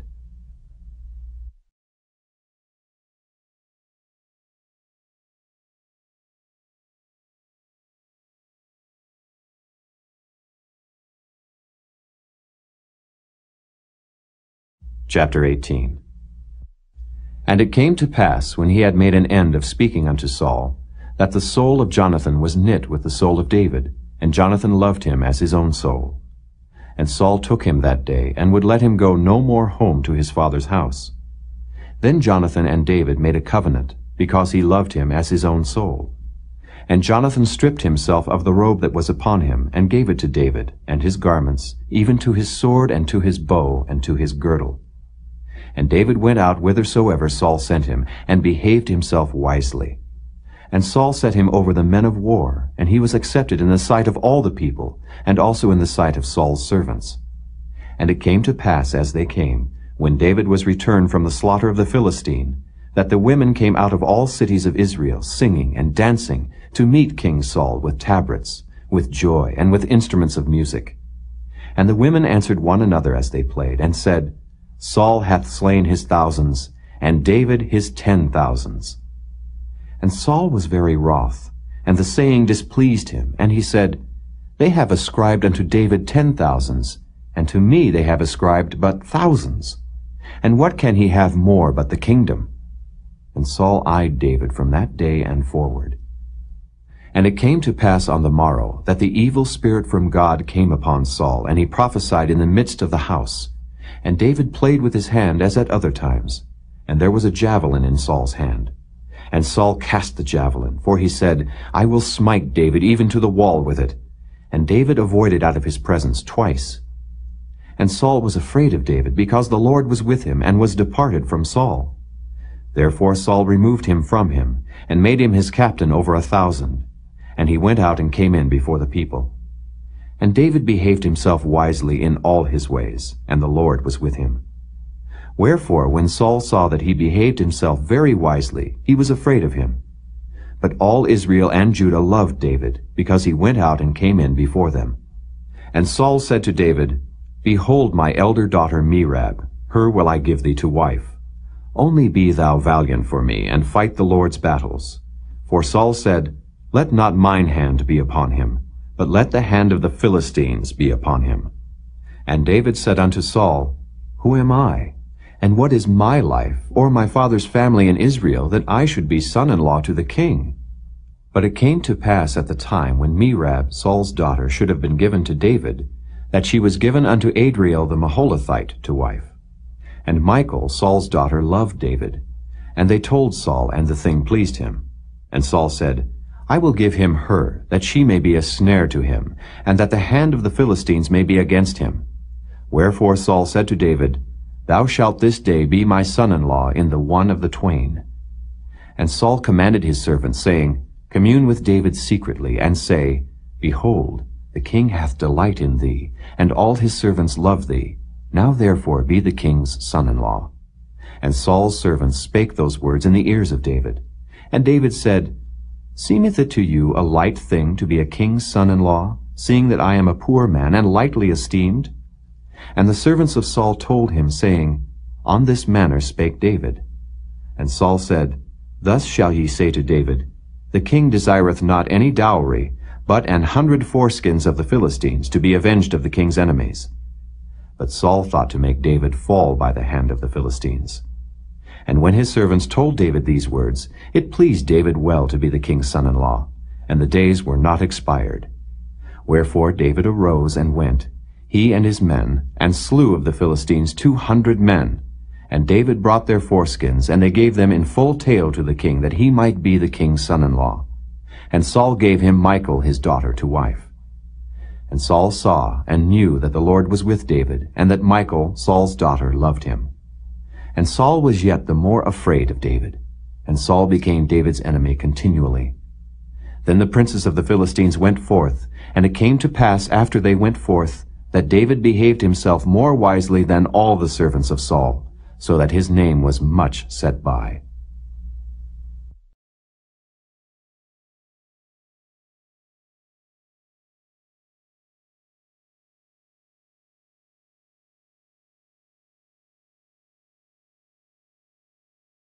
Chapter 19. And Saul spake to Jonathan his son, and to all his servants, that they should kill David. But Jonathan, Saul's son, delighted much in David. And Jonathan told David, saying, Saul my father seeketh to kill thee. Now therefore I pray thee, take heed to thyself until the morning, and abide in a secret place, and hide thyself. And I will go out and stand beside my father in the field where thou art, and I will commune with my father of thee. and what I see, that I will tell thee.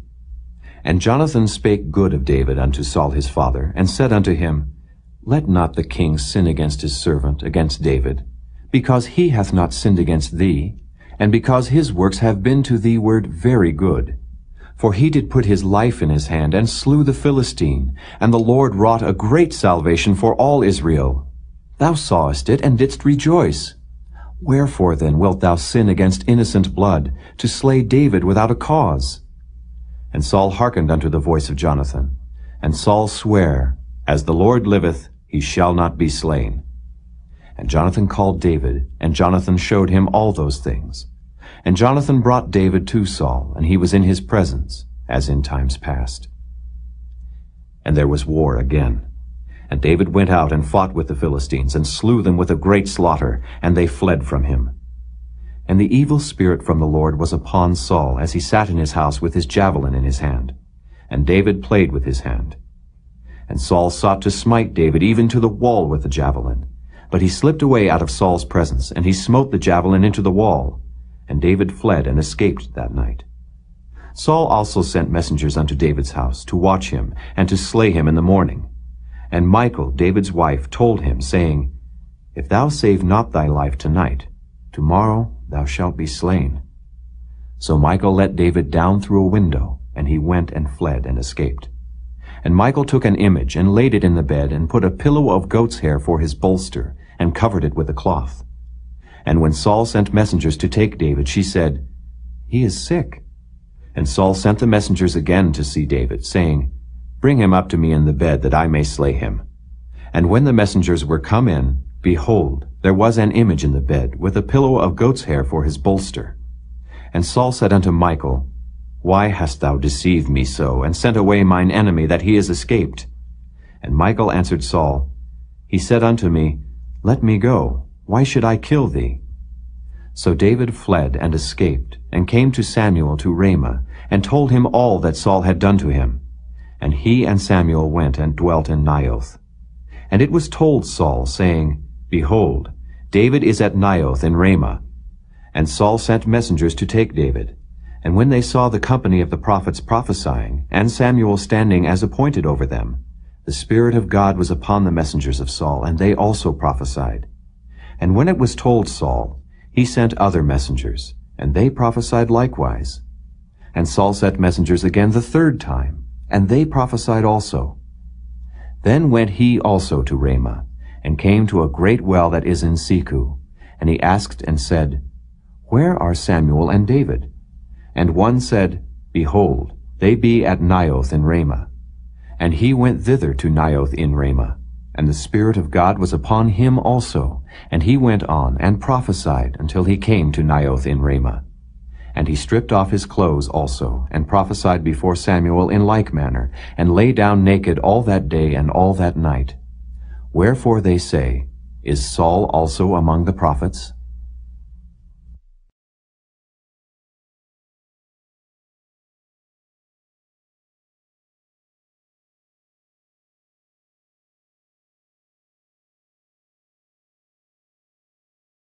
Chapter 20. And David fled from Naioth in Ramah, and came and said before Jonathan, What have I done? What is mine iniquity? And what is my sin before thy father, that he seeketh my life? And he said unto him, God forbid, thou shalt not die. Behold, my father will do nothing either great or small, but that he will show it me. And why should my father hide this thing from me? It is not so. And David sware moreover, and said, Thy father certainly knoweth that I have found grace in thine eyes. And he saith, Let not Jonathan know this, lest he be grieved. But truly as the Lord liveth, and as thy soul liveth, there is but a step between me and death. Then said Jonathan unto David, Whatsoever thy soul desireth, I will even do it for thee. And David said unto Jonathan, Behold, tomorrow is the new moon, and I should not fail to sit with the king at meat. But let me go, that I may hide myself in the field unto the third day at even. If thy father at all miss me, then say, David earnestly asked leave of me, that he might run to Bethlehem his city, for there is a yearly sacrifice there for all the family. If he say thus, It is well, thy servant shall have peace. But if he be very wroth, then be sure that evil is determined by him. Therefore thou shalt deal kindly with thy servant, for thou hast brought thy servant into a covenant of the Lord with thee. Notwithstanding, if there be in me iniquity, slay me thyself. For why shouldest thou bring me to thy father? And Jonathan said, Far be it from thee. For if I knew certainly that evil were determined by my father to come upon thee, then would not I tell it thee? Then said David to Jonathan, Who shall tell me? Or what if thy father answer thee roughly? And Jonathan said unto David, Come, and let us go out into the field. And they went out both of them into the field. And Jonathan said unto David, O Lord God of Israel, when I have sounded my father about tomorrow any time, or the third day, and behold, if there be good toward David, and I then send not unto thee, and show it thee, the Lord do so and much more to Jonathan. But if it please my father to do thee evil, then I will show it thee, and send thee away, that thou mayest go in peace.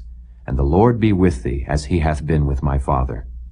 And thou shalt not only while yet I live show me the kindness of the Lord, that I die not, but also thou shalt not cut off thy kindness from my house forever.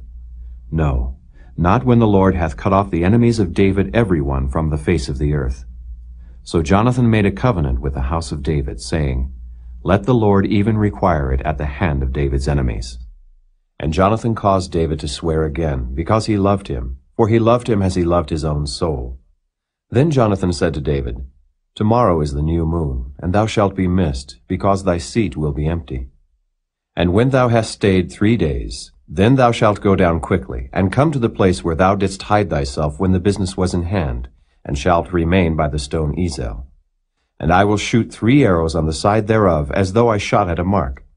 And behold, I will send a lad, saying, Go, find out the arrows. If I expressly say unto the lad, Behold, the arrows are on this side of thee, take them. Then come thou, for there is peace to thee, and no hurt, as the Lord liveth. But if I say thus unto the young man, Behold, the arrows are beyond thee, go thy way, for the Lord hath sent thee away.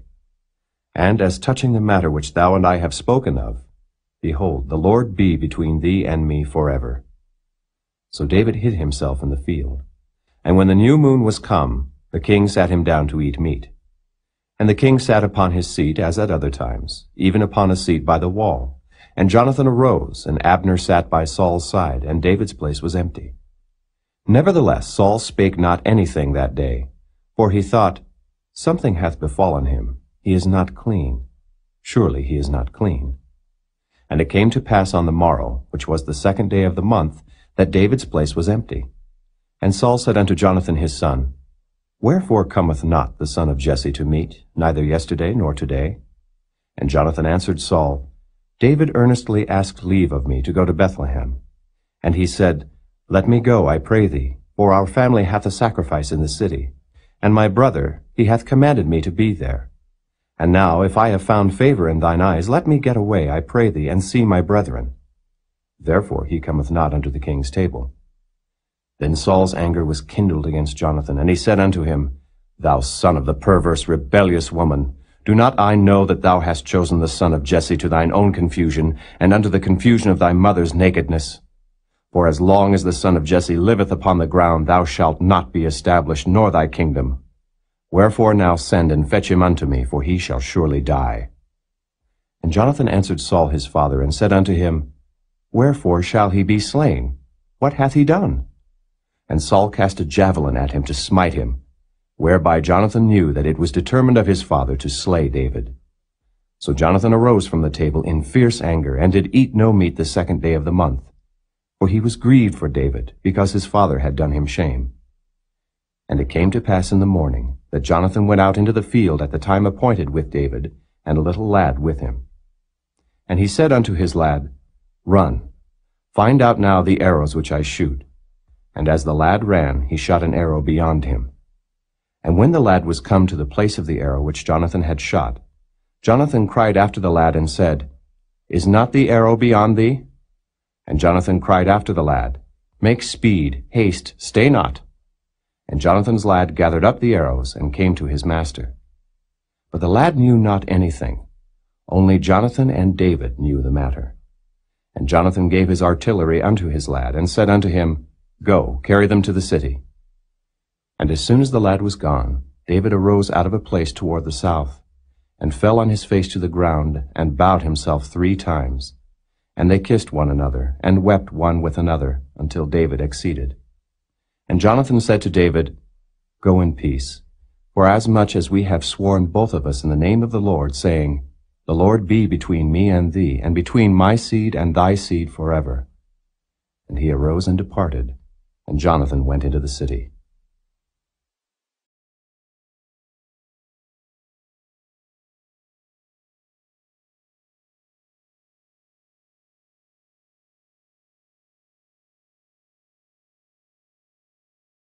Chapter 21.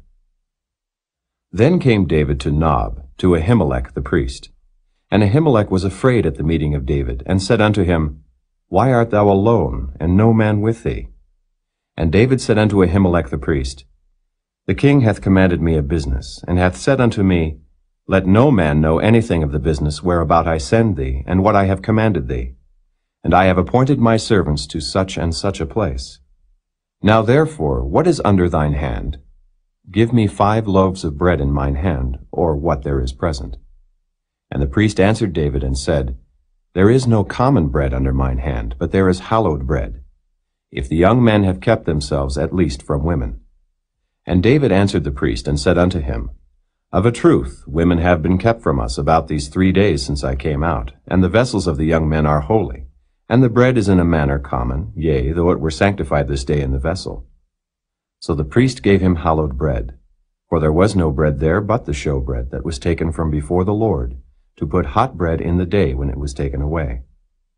Now a certain man of the servants of Saul was there that day, detained before the Lord. And his name was Doeg, an Edomite, the chiefest of the herdmen that belonged to Saul. And David said unto Ahimelech, And is there not here under thine hand spear or sword? For I have neither brought my sword nor my weapons with me, because the king's business required haste. And the priest said, The sword of Goliath the Philistine, whom thou slewest in the valley of Elah, behold, it is here wrapped in a cloth behind the ephod. If thou wilt take that, take it, for there is no other save that here. And David said, There is none like that. Give it me.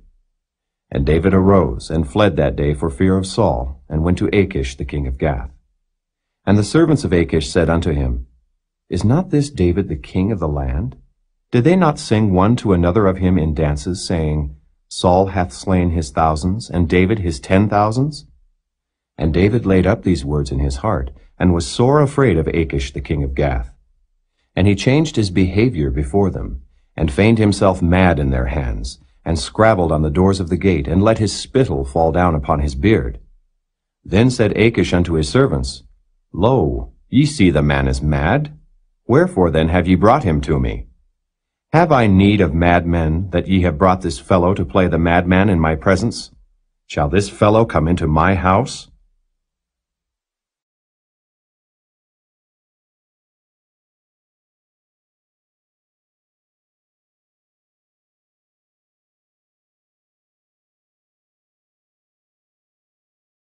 Chapter 22. David therefore departed thence, and escaped to the cave Adullam. And when his brethren and all his father's house heard it, they went down thither to him. And every one that was in distress, and every one that was in debt, and every one that was discontented gathered themselves unto him. And he became a captain over them. And there were with him about 400 men. And David went thence to Mizpeh of Moab, and he said unto the king of Moab, Let my father and my mother, I pray thee, come forth and be with you, till I know what God will do for me.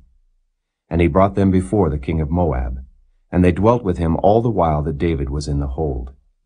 And the prophet Gad said unto David, Abide not in the hold, depart and get thee into the land of Judah. Then David departed, and came into the forest of Hareth.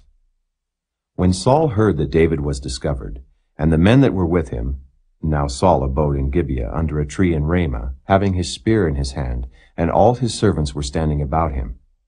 Then Saul said unto his servants that stood about him, Hear now, ye Benjamites, will the son of Jesse give every one of you fields and vineyards, and make you all captains of thousands and captains of hundreds, that all of you have conspired against me? And there is none that showeth me that my son hath made a league with the son of Jesse. And there is none of you that is sorry for me, or showeth unto me that my son hath stirred up my servant against me, to lie in wait, as at this day? Then answered Doeg the Edomite, which was set over the servants of Saul, and said, I saw the son of Jesse coming to Nob, to Ahimelech the son of Ahitub. And he inquired of the Lord for him, and gave him victuals, and gave him the sword of Goliath the Philistine. Then the king sent to call Ahimelech the priest, the son of Ahitub, and all his father's house, the priests that were in Nob. And they came all of them to the king. And Saul said, Hear now, thou son of Ahitub. And he answered, Here I am, my lord. And Saul said unto him, Why have ye conspired against me, thou and the son of Jesse, in that thou hast given him bread and a sword, and hast inquired of God for him, that he should rise against me to lie in wait as at this day? Then Ahimelech answered the king and said, And who is so faithful among all thy servants as David, which is the king's son-in-law, and goeth at thy bidding, and is honorable in thine house? Did I then begin to inquire of God for him? Be it far from me. Let not the king impute anything unto his servant, nor to all the house of my father. For thy servant knew nothing of all this, less or more. And the king said, Thou shalt surely die, Ahimelech, thou and all thy father's house. And the king said unto the footmen that stood about him, Turn and slay the priests of the Lord, because their hand also is with David, and because they knew when he fled, and did not show it to me. But the servants of the king would not put forth their hand to fall upon the priests of the Lord.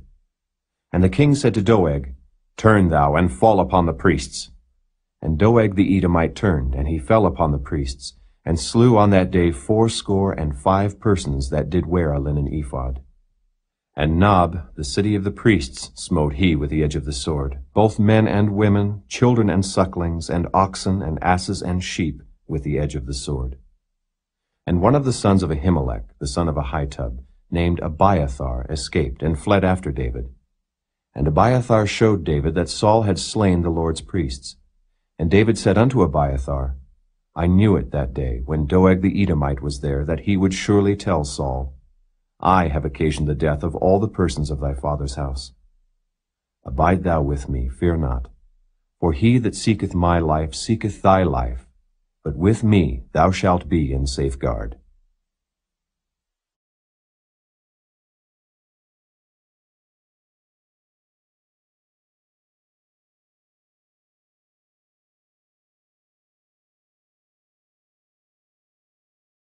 Chapter 23. Then they told David, saying, Behold, the Philistines fight against Keilah, and they rob the threshing floors. Therefore David inquired of the Lord, saying, Shall I go and smite these Philistines? And the Lord said unto David, Go and smite the Philistines, and save Keilah. And David's men said unto him, Behold, we be afraid here in Judah. How much more then if we come to Keilah against the armies of the Philistines? Then David inquired of the Lord yet again. And the Lord answered him and said, Arise, go down to Keilah, for I will deliver the Philistines into thine hand. So David and his men went to Keilah and fought with the Philistines, and brought away their cattle, and smote them with a great slaughter. So David saved the inhabitants of Keilah. And it came to pass, when Abiathar the son of Ahimelech fled to David to Keilah, that he came down with an ephod in his hand. And it was told Saul that David was come to Keilah. And Saul said, God hath delivered him into mine hand, for he is shut in by entering into a town that hath gates and bars. And Saul called all the people together to war, to go down to Keilah, to besiege David and his men. And David knew that Saul secretly practiced mischief against him. And he said to Abiathar the priest, Bring hither the ephod. Then said David, O Lord God of Israel, thy servant hath certainly heard that Saul seeketh to come to Keilah to destroy the city for my sake. Will the men of Keilah deliver me up into his hand? Will Saul come down, as thy servant hath heard? O Lord God of Israel, I beseech thee, tell thy servant. And the Lord said, He will come down. Then said David, Will the men of Keilah deliver me and my men into the hand of Saul? And the Lord said, they will deliver thee up. Then David and his men, which were about 600, arose and departed out of Keilah, and went whithersoever they could go. And it was told Saul that David was escaped from Keilah, and he forbare to go forth. And David abode in the wilderness in strongholds, and remained in a mountain in the wilderness of Ziph. And Saul sought him every day, but God delivered him not into his hand. And David saw that Saul was come out to seek his life. And David was in the wilderness of Ziph in a wood. And Jonathan, Saul's son, arose and went to David into the wood, and strengthened his hand in God. And he said unto him, Fear not, for the hand of Saul my father shall not find thee. And thou shalt be king over Israel, and I shall be next unto thee. And that also Saul my father knoweth. And they two made a covenant before the Lord. And David abode in the wood, and Jonathan went to his house. Then came up the Ziphites to Saul to Gibeah, saying, Doth not David hide himself with us in strongholds in the wood, in the hill of Hachilah, which is on the south of Jeshimon? Now therefore, O king, come down according to all the desire of thy soul to come down. And our part shall be to deliver him into the king's hand. And Saul said, Blessed be ye of the Lord, for ye have compassion on me. Go, I pray you, prepare yet, and know and see his place where his haunt is, and who hath seen him there. For it is told me that he dealeth very subtly. See, therefore, and take knowledge of all the lurking places where he hideth himself, and come ye again to me with the certainty, and I will go with you. And it shall come to pass, if he be in the land, that I will search him out throughout all the thousands of Judah. And they arose, and went to Ziph before Saul. But David and his men were in the wilderness of Maon, in the plain on the south of Jeshimon. Saul also and his men went to seek him, and they told David. Wherefore he came down into a rock, and abode in the wilderness of Maon. And when Saul heard that, he pursued after David in the wilderness of Maon. And Saul went on this side of the mountain, and David and his men on that side of the mountain. And David made haste to get away for fear of Saul. For Saul and his men compassed David and his men round about to take them.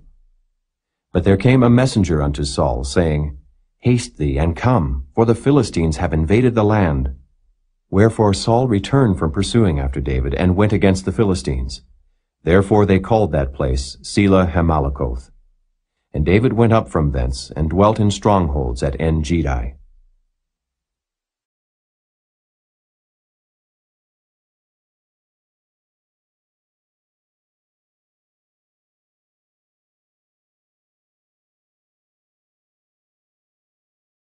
Chapter 24. And it came to pass, when Saul was returned from following the Philistines, that it was told him, saying, Behold, David is in the wilderness of En-Gedi. Then Saul took 3,000 chosen men out of all Israel, and went to seek David and his men upon the rocks of the wild goats. And he came to the sheepcotes by the way, where was a cave. And Saul went in to cover his feet. And David and his men remained in the sides of the cave. And the men of David said unto him, Behold the day of which the Lord said unto thee, Behold, I will deliver thine enemy into thine hand, that thou mayest do to him as it shall seem good unto thee. Then David arose, and cut off the skirt of Saul's robe privily. And it came to pass afterward that David's heart smote him, because he had cut off Saul's skirt. And he said unto his men, The Lord forbid that I should do this thing unto my master, the Lord's anointed, to stretch forth mine hand against him, seeing he is the anointed of the Lord. So David stayed his servants with these words, and suffered them not to rise against Saul. But Saul rose up out of the cave and went on his way. David also arose afterward, and went out of the cave, and cried after Saul, saying, My lord the king. And when Saul looked behind him, David stooped with his face to the earth, and bowed himself. And David said to Saul, Wherefore hearest thou men's words, saying, Behold, David seeketh thy hurt? Behold, this day thine eyes have seen how that the Lord had delivered thee today into mine hand in the cave. And some bade me kill thee. But mine eye spared thee, and I said, I will not put forth mine hand against my Lord, for he is the Lord's anointed. Moreover, my father, see, yea, see the skirt of thy robe in my hand. For in that I cut off the skirt of thy robe, and killed thee not, know thou, and see that there is neither evil nor transgression in mine hand, and I have not sinned against thee. Yet thou huntest my soul to take it. The Lord judge between me and thee, and the Lord avenge me of thee, but mine hand shall not be upon thee. As saith the proverb of the ancients, wickedness proceedeth from the wicked, but mine hand shall not be upon thee. After whom is the king of Israel come out? After whom dost thou pursue? After a dead dog, after a flea. The Lord therefore be judge, and judge between me and thee, and see, and plead my cause, and deliver me out of thine hand. And it came to pass, when David had made an end of speaking these words unto Saul, that Saul said, Is this thy voice, my son David? And Saul lifted up his voice, and wept. And he said to David, Thou art more righteous than I, for thou hast rewarded me good, whereas I have rewarded thee evil. And thou hast showed this day how that thou hast dealt well with me, forasmuch as when the Lord had delivered me into thine hand, thou killedst me not. For if a man find his enemy, will he let him go well away?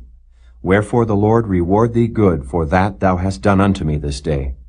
And now behold, I know well that thou shalt surely be king, and that the kingdom of Israel shall be established in thine hand. Swear now therefore unto me by the Lord, that thou wilt not cut off my seed after me, and that thou wilt not destroy my name out of my father's house. And David sware unto Saul, and Saul went home. But David and his men gat them up unto the hold.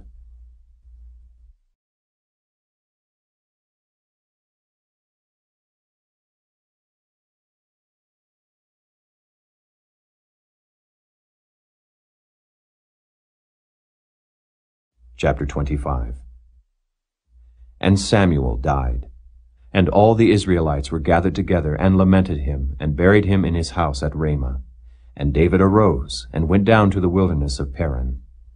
And there was a man in Maon, whose possessions were in Carmel, and the man was very great, and he had 3,000 sheep, and 1,000 goats, and he was shearing his sheep in Carmel.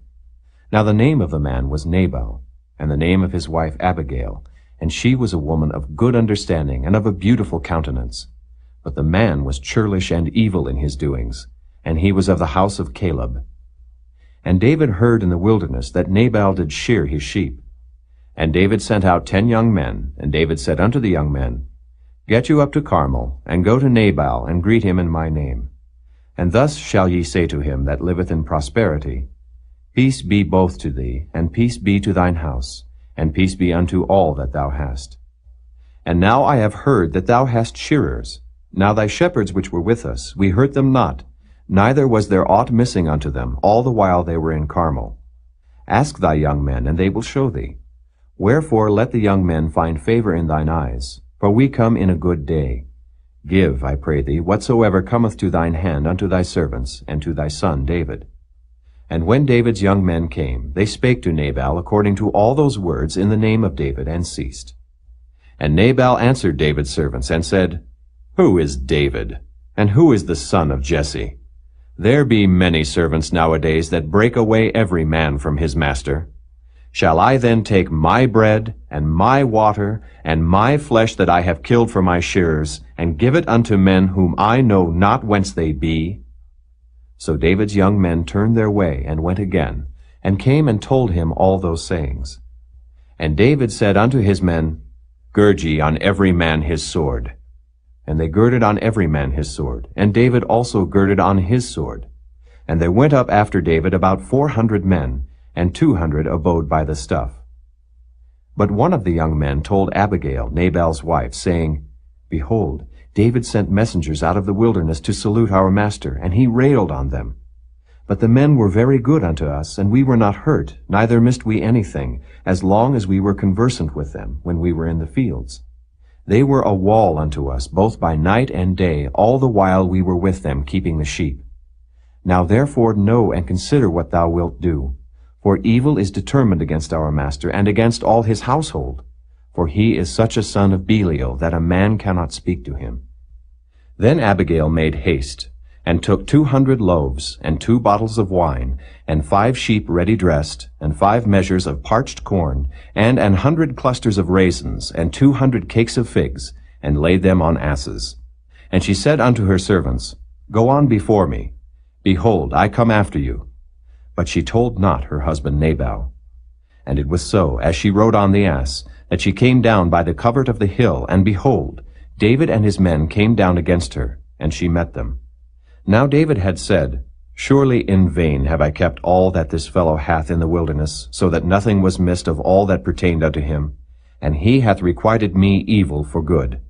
So and more also do God unto the enemies of David, if I leave of all that pertain to him by the morning light any that pisseth against the wall. And when Abigail saw David, she hasted, and lighted off the ass, and fell before David on her face, and bowed herself to the ground, and fell at his feet, and said, Upon me, my lord, upon me let this iniquity be. And let thine handmaid, I pray thee, speak in thine audience, and hear the words of thine handmaid. Let not, my lord, I pray thee, regard this man of Belial, even Nabal, for as his name is, so is he. Nabal is his name, and folly is with him.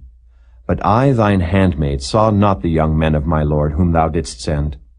Now therefore, my lord, as the Lord liveth, and as thy soul liveth, seeing the Lord hath withholden thee from coming to shed blood, and from avenging thyself with thine own hand, now let thine enemies, and they that seek evil to my lord, be as Nabal. And now this blessing which thine handmaid hath brought unto my lord, let it even be given unto the young men that follow my lord. I pray thee, forgive the trespass of thine handmaid. For the Lord will certainly make my lord a sure house, because my lord fighteth the battles of the Lord, and evil hath not been found in thee all thy days. Yet a man is risen to pursue thee, and to seek thy soul. But the soul of my lord shall be bound in the bundle of life with the Lord thy God, and the souls of thine enemies, them shall he sling out, as out of the middle of a sling. And it shall come to pass, when the Lord shall have done to my lord according to all the good that he hath spoken concerning thee, and shall have appointed thee ruler over Israel, that this shall be no grief unto thee, nor offense of heart unto my lord, either that thou hast shed blood causeless, or that my lord hath avenged himself. But when the Lord shall have dealt well with my lord, then remember thine handmaid. And David said to Abigail, Blessed be the Lord God of Israel, which sent thee this day to meet me. And blessed be thy advice, and blessed be thou, which hast kept me this day from coming to shed blood, and from avenging myself with mine own hand. For in very deed, as the Lord God of Israel liveth, which hath kept me back from hurting thee, except thou hadst tasted and come to meet me, surely there had not been left unto Nabal by the morning light any that pisseth against the wall. So David received of her hand that which she had brought him, and said unto her, Go up in peace to thine house. See, I have hearkened to thy voice, and have accepted thy person. And Abigail came to Nabal, and behold, he held a feast in his house, like the feast of a king. And Nabal's heart was merry within him, for he was very drunken. Wherefore she told him nothing, less or more, until the morning light. But it came to pass in the morning, when the wine was gone out of Nabal, and his wife had told him these things, that his heart died within him, and he became as a stone. And it came to pass about 10 days after, that the Lord smote Nabal, that he died. And when David heard that Nabal was dead, he said, Blessed be the Lord, that hath pleaded the cause of my reproach from the hand of Nabal, and hath kept his servant from evil. For the Lord hath returned the wickedness of Nabal upon his own head. And David sent and communed with Abigail, to take her to him to wife. And when the servants of David were come to Abigail to Carmel, they spake unto her, saying, David sent us unto thee, to take thee to him to wife. And she arose, and bowed herself on her face to the earth, and said, Behold, let thine handmaid be a servant to wash the feet of the servants of my lord. And Abigail hasted and arose, and rode upon an ass, with 5 damsels of hers that went after her. And she went after the messengers of David, and became his wife. David also took Ahinoam of Jezreel, and they were also both of them his wives. But Saul had given Michal his daughter, David's wife, to Phalti the son of Laish, which was of Gallim.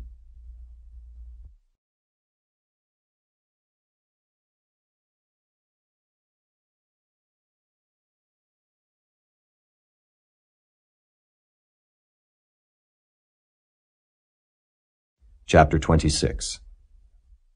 And the Ziphites came unto Saul to Gibeah, saying, Doth not David hide himself in the hill of Hachilah, which is before Jeshimon? Then Saul arose, and went down to the wilderness of Ziph, having 3,000 chosen men of Israel with him, to seek David in the wilderness of Ziph. And Saul pitched in the hill of Hachilah, which is before Jeshimon, by the way. But David abode in the wilderness, and he saw that Saul came after him into the wilderness. David therefore sent out spies, and understood that Saul was come in very deed. And David arose, and came to the place where Saul had pitched. And David beheld the place where Saul lay, and Abner the son of Ner, the captain of his host. And Saul lay in the trench, and the people pitched round about him. Then answered David, and said to Ahimelech the Hittite, and to Abishai the son of Zeruiah, brother to Joab, saying, Who will go down with me to Saul to the camp? And Abishai said, I will go down with thee. So David and Abishai came to the people by night. And behold, Saul lay sleeping within the trench, and his spear stuck in the ground at his bolster. But Abner and the people lay round about him. Then said Abishai to David, God hath delivered thine enemy into thine hand this day. Now therefore let me smite him, I pray thee, with the spear, even to the earth at once, and I will not smite him the second time. And David said to Abishai, Destroy him not, for who can stretch forth his hand against the Lord's anointed and be guiltless? David said furthermore, As the Lord liveth, the Lord shall smite him, or his day shall come to die, or he shall descend into battle and perish. The Lord forbid that I should stretch forth mine hand against the Lord's anointed. But, I pray thee, take thou now the spear that is at his bolster, and the cruse of water, and let us go. So David took the spear and the cruse of water from Saul's bolster, and they gat them away, and no man saw it, nor knew it, neither awaked, for they were all asleep, because a deep sleep from the Lord was fallen upon them. Then David went over to the other side, and stood on the top of an hill afar off, a great space being between them. And David cried to the people, and to Abner the son of Ner, saying, Answerest thou not, Abner? Then Abner answered and said, Who art thou that criest to the king? And David said to Abner, Art not thou a valiant man? And who is like to thee in Israel? Wherefore then hast thou not kept thy lord the king? For there came one of the people in to destroy the king thy lord. This thing is not good that thou hast done. As the Lord liveth, ye are worthy to die, because ye have not kept your master, the Lord's anointed. And now see where the king's spear is, and the cruse of water that was at his bolster. And Saul knew David's voice, and said, Is this thy voice, my son David? And David said, It is my voice, my lord, O king. And he said, Wherefore doth my lord thus pursue after his servant? For what have I done? Or what evil is in mine hand? Now therefore I pray thee, let my lord the king hear the words of his servant. If the Lord have stirred thee up against me, let him accept an offering. But if they be the children of men, cursed be they before the Lord. For they have driven me out this day from abiding in the inheritance of the Lord, saying, Go, serve other gods. Now therefore let not my blood fall to the earth before the face of the Lord. For the king of Israel is come out to seek a flea, as when one doth hunt a partridge in the mountains. Then said Saul, I have sinned. Return, my son David, for I will no more do thee harm, because my soul was precious in thine eyes this day. Behold, I have played the fool, and have erred exceedingly. And David answered and said, Behold the king's spear, and let one of the young men come over and fetch it. The Lord render to every man his righteousness and his faithfulness. For the Lord delivered thee into my hand today, but I would not stretch forth mine hand against the Lord's anointed. And behold, as thy life was much set by this day in mine eyes, so let my life be much set by in the eyes of the Lord, and let him deliver me out of all tribulation. Then Saul said to David, Blessed be thou, my son David. Thou shalt both do great things, and also shalt still prevail. So David went on his way, and Saul returned to his place.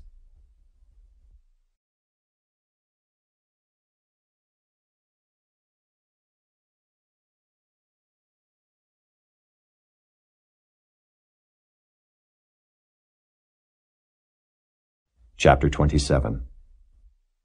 And David said in his heart, I shall now perish one day by the hand of Saul.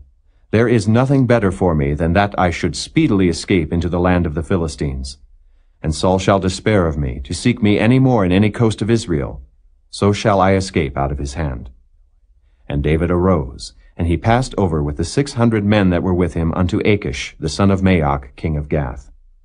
And David dwelt with Achish at Gath, he and his men, every man with his household, even David with his 2 wives, Ahinoam the Jezreelitess, and Abigail the Carmelitess, Nabal's wife. And it was told Saul that David was fled to Gath, and he sought no more again for him. And David said unto Achish, If I have now found grace in thine eyes, let them give me a place in some town in the country, that I may dwell there. For why should thy servant dwell in the royal city with thee? Then Achish gave him Ziklag that day, wherefore Ziklag pertaineth unto the kings of Judah unto this day. And the time that David dwelt in the country of the Philistines was a full year and 4 months. And David and his men went up, and invaded the Geshurites, and the Gezrites, and the Amalekites. For those nations were of old the inhabitants of the land, as thou goest to Shur, even unto the land of Egypt. And David smote the land, and left neither man nor woman alive, and took away the sheep, and the oxen, and the asses, and the camels, and the apparel, and returned and came to Achish. And Achish said, Whither have ye made a road today? And David said, Against the south of Judah, and against the south of the Jerahmeelites, and against the south of the Kenites. And David saved neither man nor woman alive, to bring tidings to Gath, saying, Lest they should tell on us, saying, So did David, and so will be his manner all the while he dwelleth in the country of the Philistines. And Achish believed David, saying, He hath made his people Israel utterly to abhor him. Therefore he shall be my servant forever.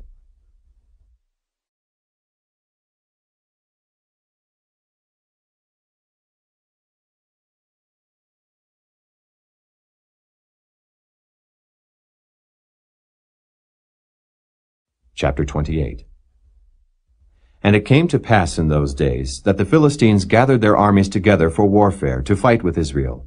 And Achish said unto David, Know thou assuredly that thou shalt go out with me to battle, thou and thy men.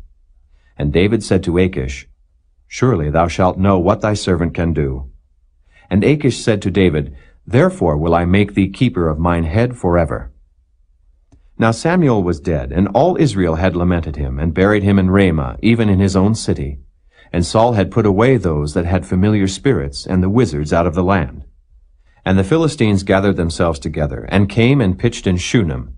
And Saul gathered all Israel together, and they pitched in Gilboa.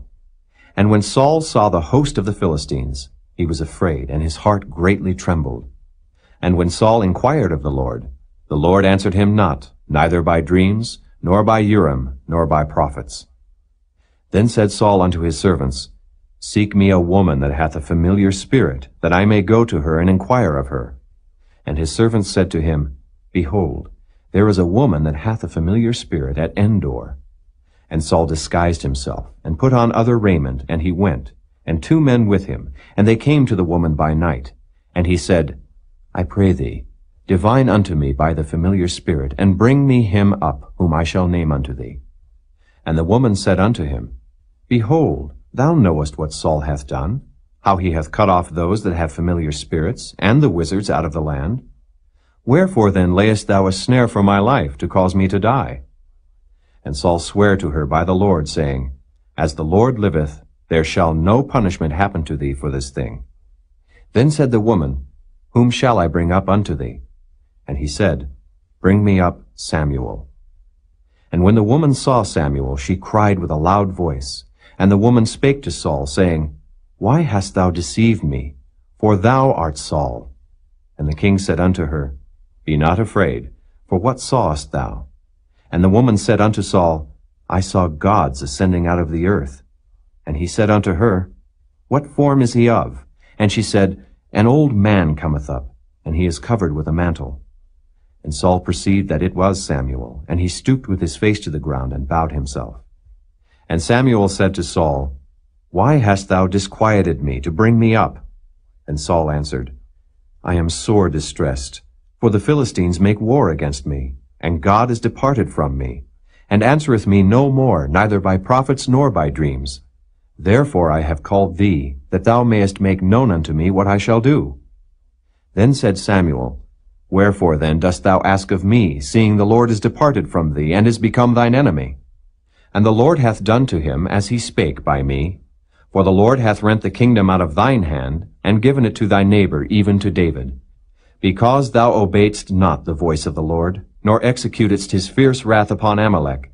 Therefore hath the Lord done this thing unto thee this day. Moreover, the Lord will also deliver Israel with thee into the hand of the Philistines. And tomorrow shalt thou and thy sons be with me. The Lord also shall deliver the host of Israel into the hand of the Philistines. Then Saul fell straightway all along on the earth, and was sore afraid because of the words of Samuel. And there was no strength in him, for he had eaten no bread all the day, nor all the night.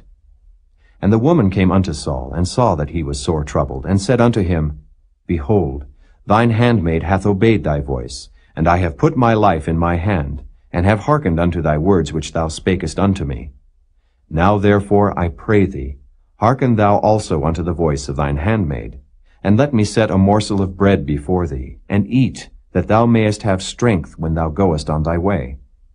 But he refused, and said, I will not eat. But his servants, together with the woman, compelled him, and he hearkened unto their voice. So he arose from the earth, and sat upon the bed. And the woman had a fat calf in the house, and she hasted and killed it, and took flour and kneaded it, and did bake unleavened bread thereof. And she brought it before Saul and before his servants, and they did eat. Then they rose up and went away that night.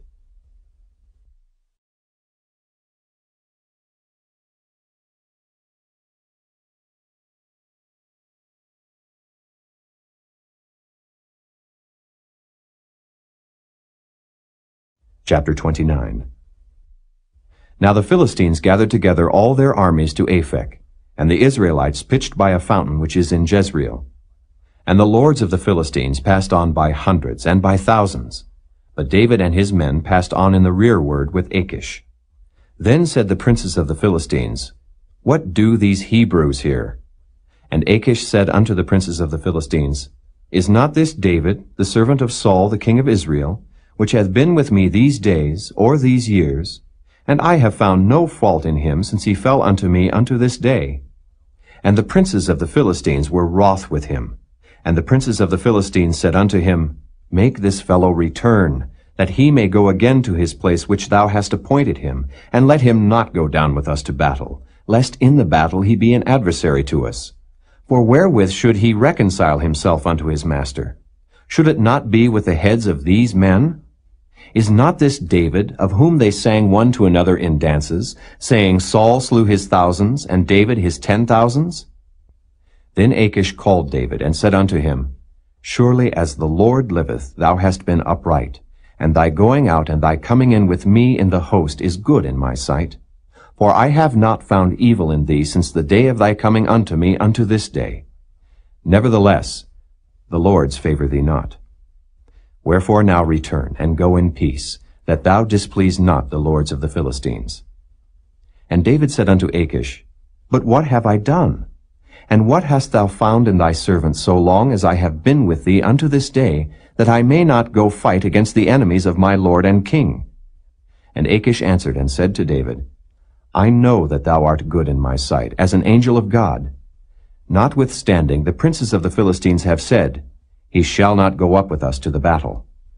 Wherefore now rise up early in the morning with thy master's servants that are come with thee, and as soon as ye be up early in the morning and have light, depart. So David and his men rose up early to depart in the morning, to return into the land of the Philistines. And the Philistines went up to Jezreel.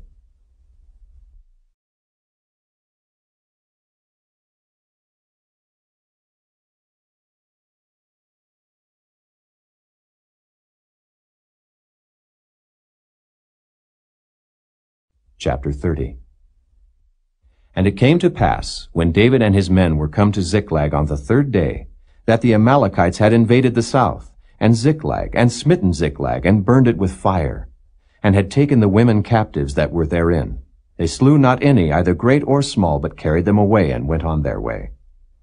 So David and his men came to the city, and behold, it was burned with fire, and their wives, and their sons, and their daughters were taken captives. Then David and the people that were with him lifted up their voice and wept, until they had no more power to weep. And David's 2 wives were taken captives, Ahinoam the Jezreelitess, and Abigail the wife of Nabal the Carmelite. And David was greatly distressed, For the people spake of stoning him, because the soul of all the people was grieved, every man for his sons and for his daughters. But David encouraged himself in the Lord his God. And David said to Abiathar the priest, Ahimelech's son, I pray thee, bring me hither the ephod. And Abiathar brought thither the ephod to David. And David inquired at the Lord, saying, Shall I pursue after this troop? Shall I overtake them? And he answered him, Pursue, for thou shalt surely overtake them, and without fail recover all. So David went, he and the 600 men that were with him, and came to the brook Besor, where those that were left behind stayed. But David pursued, he and 400 men. For 200 abode behind, which were so faint that they could not go over the brook Besor. And they found an Egyptian in the field, and brought him to David, and gave him bread, and he did eat. And they made him drink water. And they gave him a piece of a cake of figs, and 2 clusters of raisins. And when he had eaten, his spirit came again to him. For he had eaten no bread, nor drunk any water 3 days and 3 nights. And David said unto him, To whom belongest thou? And whence art thou? And he said, I am a young man of Egypt, servant to an Amalekite. And my master left me, because 3 days agone I fell sick. We made an invasion upon the south of the Kerethites, and upon the coast which belongeth to Judah, and upon the south of Caleb, and we burned Ziklag with fire. And David said to him, Canst thou bring me down to this company? And he said, Swear unto me by God that thou wilt neither kill me, nor deliver me into the hands of my master, and I will bring thee down to this company. And when he had brought him down, behold, they were spread abroad upon all the earth, eating and drinking and dancing, because of all the great spoil that they had taken out of the land of the Philistines, and out of the land of Judah. And David smote them from the twilight even unto the evening of the next day. And there escaped not a man of them, save 400 young men which rode upon camels and fled. And David recovered all that the Amalekites had carried away, and David rescued his 2 wives. And there was nothing lacking to them, neither small nor great, neither sons nor daughters, neither spoil, nor anything that they had taken to them. David recovered all. And David took all the flocks and the herds, which they drave before those other cattle, and said, This is David's spoil. And David came to the 200 men, which were so faint that they could not follow David, whom they had made also to abide at the brook Besor. And they went forth to meet David, and to meet the people that were with him. And when David came near to the people, he saluted them.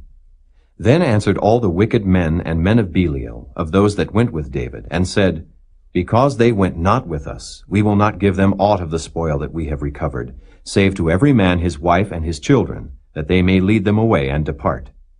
Then said David, Ye shall not do so, my brethren, with that which the Lord hath given us, who hath preserved us, and delivered the company that came against us into our hand.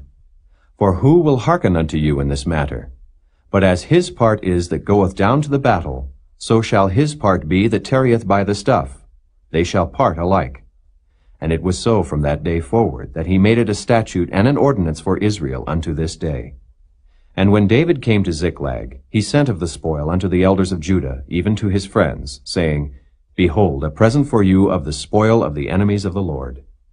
To them which were in Bethel, and to them which were in South Ramoth, and to them which were in Jattir, and to them which were in Aroer, and to them which were in Siphmoth, and to them which were in Eshtemoa, and to them which were in Rachal, and to them which were in the cities of the Jerahmeelites, and to them which were in the cities of the Kenites, and to them which were in Hormah, and to them which were in Korashan, and to them which were in Athak, and to them which were in Hebron, and to all the places where David himself and his men were wont to hunt.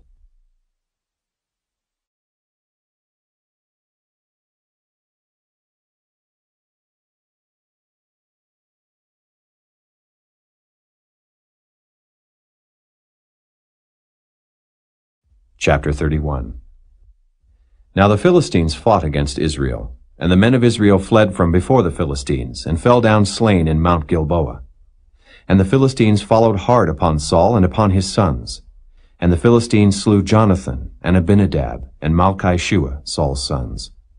And the battle went sore against Saul, and the archers hit him, and he was sore wounded of the archers. Then said Saul unto his armor-bearer, Draw thy sword, and thrust me through therewith, lest these uncircumcised come and thrust me through, and abuse me. But his armor-bearer would not, for he was sore afraid. Therefore Saul took a sword and fell upon it. And when his armor-bearer saw that Saul was dead, he fell likewise upon his sword, and died with him. So Saul died, and his 3 sons, and his armor-bearer, and all his men that same day together. And when the men of Israel that were on the other side of the valley, and they that were on the other side Jordan, saw that the men of Israel fled, and that Saul and his sons were dead, they forsook the cities and fled, and the Philistines came and dwelt in them. And it came to pass on the morrow, when the Philistines came to strip the slain, that they found Saul and his 3 sons fallen in Mount Gilboa. And they cut off his head, and stripped off his armor, and sent into the land of the Philistines round about, to publish it in the house of their idols and among the people. And they put his armor in the house of Ashtaroth, and they fastened his body to the wall of Bethshan. And when the inhabitants of Jabesh-Gilead heard of that which the Philistines had done to Saul, all the valiant men arose, and went all night, and took the body of Saul, and the bodies of his sons from the wall of Bethshan, and came to Jabesh, and burnt them there. And they took their bones, and buried them under a tree at Jabesh, and fasted 7 days.